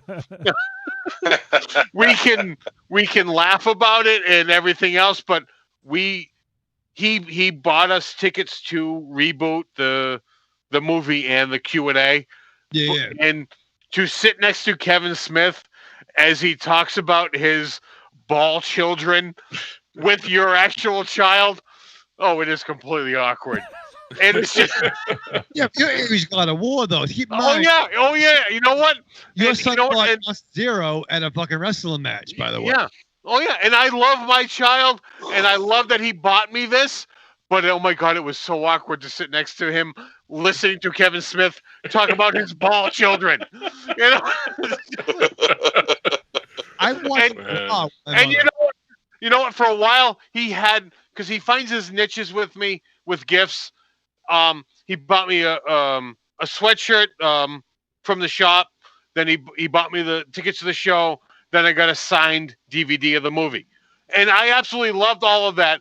But you know what? It was like, I'm so happy he discovered something new we could bond with, that I didn't have to be like, oh God, there's going to be more ball children. You know, because you know what? We started talking about Legos and how much we both love building Legos. My last gift right here, Lego Boba Fett. There you go. He's going to stop buying me Legos now. There's so much innocent about Legos, so I'm so happy. Although I love the bonding of Kevin Smith, we've moved on. Well, Evil Corny checks in and says Clerks 2 and Red State are my favorites. I also liked the Clerks TV show, which I own. Oh, I love the Clerks animated series. So, there you go. A little bit of Kevin Smith talk. Now, let's move on and let's hear from our boy, Carlitos. Hey, Trick or Treat Radio, it's Carlitos. How you guys doing? And maybe El Goro. It's Yeah, Carlitos. How you doing? I wanted to call and give you my thoughts on Psycho Goreman, yeah. That's what I think when I hear that title. I think of Rob Zombie singing Psycho Goreman. Yeah. But yeah, Psycho Goreman. I really enjoyed this. It was the movie I wanted to see for a good while. There's been a lot of super serious horror movies with something trying to say, but you know what? After sometimes you just want to watch something that's still gory and just want to have fun, and this is what that movie was. I'm a big fan of the Kostansky stuff. I haven't seen Leprechaun Origins, or not Origins. His Leprechaun movie. I'm not sure which one it was. I think Origins was the really shitty one I watched. That was. Man, that was movies. No buckles. Terrible. But I do enjoy the Astron 6 stuff, and this one was another winner for me. And the character designs were really cool. One was a literal bucket of gore, which is pretty fun to watch. In fact, this movie was pretty original. It's not like, I don't think it's really anything I've seen much of recently. Maybe not since Turbo Kid, I guess. Turbo Kid's probably the closest to this. To tone and style and general fun, But yeah. There's not much I can say other than, it was pretty good. But I guess, like the writing with the characters could be done better, especially with the family. Like, for example, I never got a sense that the parents were fighting. There was that weird moment where the dad told that he cooked dinner after she saw the chicken in the microwave, and he started to tear up, and I was like, what's going on here? That's kind of weird scene. And then the kid said so that they were fighting. It's like, oh, they're fighting. Okay, well, that could have been cleared up a bit better. I think like the resolve, like it could have been like the things in the household wasn't doing too great, but the girl's relation, or the kid's relationship with Psycho Goreman helped them be a better family after all the action's done, that kind of thing. It didn't really kind of conclude that way. I mean, I guess it tried to, but it wasn't super clear about that. I never got a sense that the family was like gonna be better after all that. But that's like a little bit part of a movie as a whole. The movie was just about focusing on the kid's relationship with this evil space overlord, which I love the fact that he never he never stayed out of character, like staying evil. He was always evil. He always wanted to kill everybody. He kind of did have a change of heart towards the end, but he was still evil. He still wanted to destroy stuff, and that was always fun. The interactions and stuff. Asia watched this with me. Nice. It wasn't the intention, but we both got a kick out of the scene where Psycho Goreman was telepathically trying to tell the dad to come save him in the forest. Oh my god! And that was fun. We were both laughing at that scene. That was a great scene. But that's it. Psycho Goreman gets a treat, and that's it. I don't have too much to say after that. I've been meaning to call, but I wanted to crawl down my bunker and wait till the inauguration was over. Yeah. And but I've been meaning to call, give you my top 5, or comment on some stuff that was said in past episodes. But I'll try to do that again. I'm just I work a condensed long hour week, but that you get tired and anyway. All right, well, I'll talk to you guys later, and bye. All right, Carlitos. No pressure, man. Whenever you can call in, we love it. We love hearing from you. Glad you dug the flick. And yeah, if you do get a top 5 and you want to send our way, send it anytime. Doesn't have to be beginning of the year. It can be anytime. So good to hear from you, my friend, and glad that you and Asia enjoyed the flick. All right, we got one more voice message, and this is from First Time Mike. Hey, Trick or Treat Radio. This is First Time Mike. Just wanted to tell you guys even though I haven't been popping in on the live show and sending in voicemail, I've been enjoying the podcast every week, and it's been a enjoyable 2 to 3 hour chunk in my day at work, which I really appreciate because you guys have made me laugh on some days where I'm busy or annoyed or bored otherwise, and I really appreciate it. Especially the Bloody Hell episode I listened to where Ares and Monster Zero going back and forth was probably one of the funniest thing I've seen since the days of Mars and Monster Zero going back and forth, and I was just laughing out loud, and people were asking me, "What are you laughing about?" And I said I had two friends of mine are just arguing on a podcast, and it's hysterical. So, and I've just the movies you're watching too have piqued my interest. So I will have when I do watch it, I will have a review of Psycho Goreman coming up soon, and a couple other ones I was checking out. And just wanted to tell everybody, hope everybody's okay. I'm on the list for Kroger is getting some vaccines for us eventually. So Nice. Hopefully by March or April, I will be vaccinated and I'll feel just a little bit better. I will still wear the mask, social distance, and everything else, but that little bit will make me feel a lot better working out in the open. But hope everything is well with you guys. Wishing you all the best. Take care, and like I said, enjoying the podcast immensely. So this is first time Mike wishing everybody the best. Be careful out there, be safe, and good night. Bye. Thank you, first time, Mike. Always great to hear from you, my friend, and glad you've been digging the show. And yeah, we've got a lot of good feedback on Aries and MC's argument last week.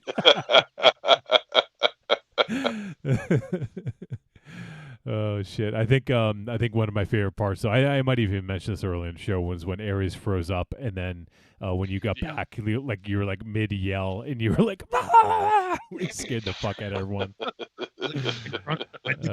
So good.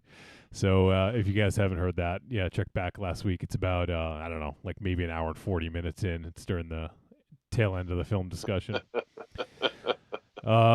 Evil Corny says he is taking his second vaccine on Monday. Good for you, man. Good for you, man. Nice. Hopefully, I've heard some people get some kind of flu-like symptoms after the second shot. Hopefully that doesn't affect you. Glad to hear some people are, kind of getting out there, getting vaccinated, and hopefully, my only worry is hopefully these new strains, are covered by the vaccines that are currently out there. Yeah, I mean, so far it's been good in that regard. That they're showing efficacy against the newer strains, Okay. But it's always the concern that how do you completely inoculate against this sort of thing? Yeah, and then what comes next? Yeah, exactly. Well, we appreciate everyone sending in the voice messages. Always great to hear from all y'all, and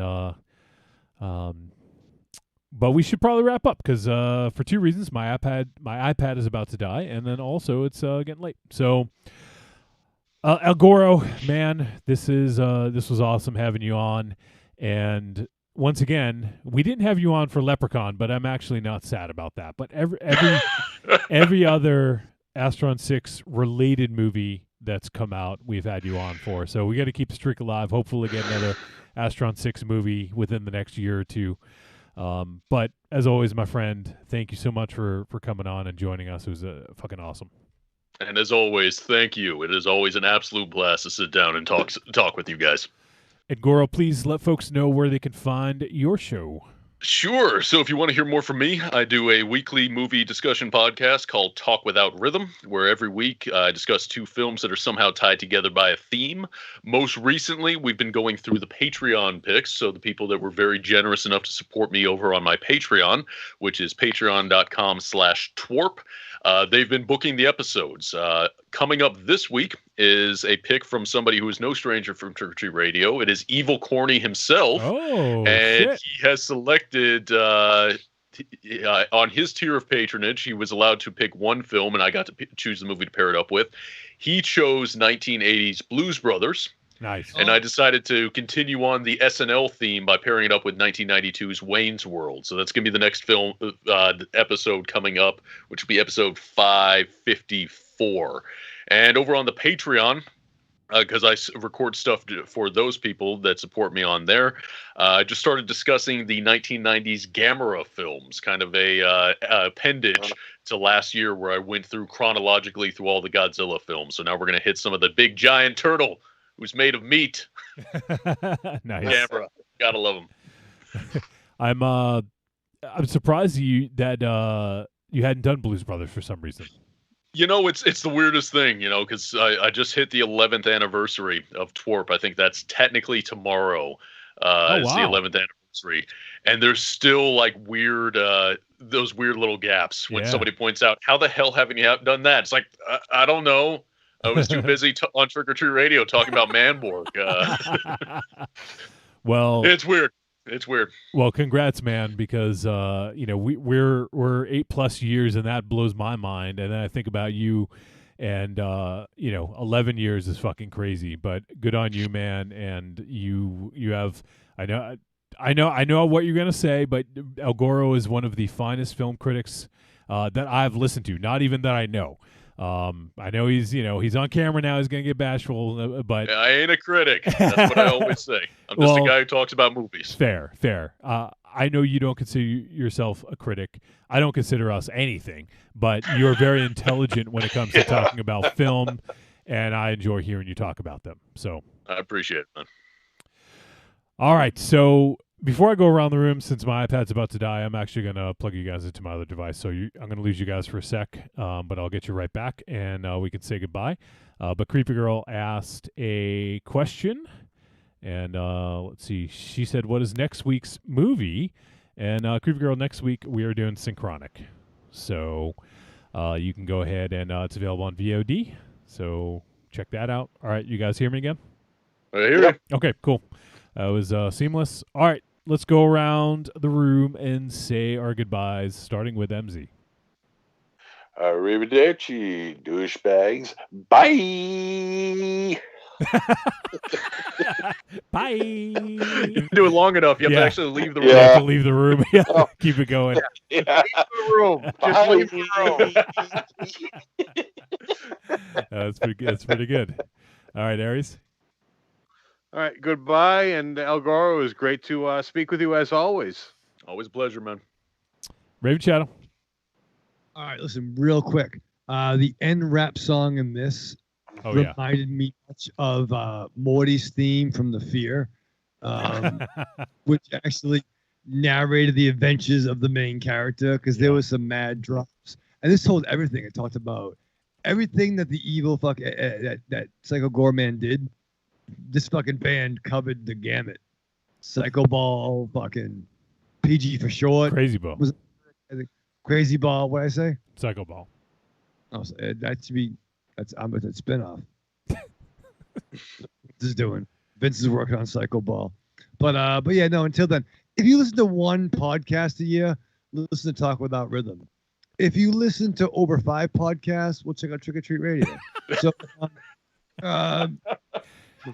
till then, live fast, love hard, survive with your mask on. That's going on El Goro's marketing, his business card. Obviously, you don't know where your bread is buttered. Raven Shadow, I do control your computer. Oh, fuck. I know that. That's why I can't work from home. Oh, shit. All right, well... as I mentioned, it was awesome having El Goro on, so we appreciate him. If you guys have never checked out Talk Without Rhythm, please go check it out. He is very good at what he does, and he's not a critic. He's not a critic. He is a film aficionado. No, just kidding. I'll take that. But go check out El Goro's show, Talk Without Rhythm, and give it a listen, and support him on Patreon as well. And once again, big thanks to John R. I know John wasn't able to be on the show, but just wanted to give him a big shout out and appreciate his support on Patreon. And Once again, everyone check out the Patreon. We'll get some cool stuff coming up, so give that a look, patreon.com/trickortreatradio. And that is going to do it. So thank you to everyone who sent in a voice message, everyone who hung out in the chat room. And we had a good group of folks hanging out, and it was a lot of fun. And huge thanks to El Goro and also to Steven Kostansky for writing a fucking amazing movie. Thank you so much to everybody and everyone who listens to the podcast. We love you guys too. So we will see you next week as we talk about Synchronic. And we're actually going to have a guest. I forgot to mention JK from Horror Happens Radio will be joining us for a little interview. So till then, see you.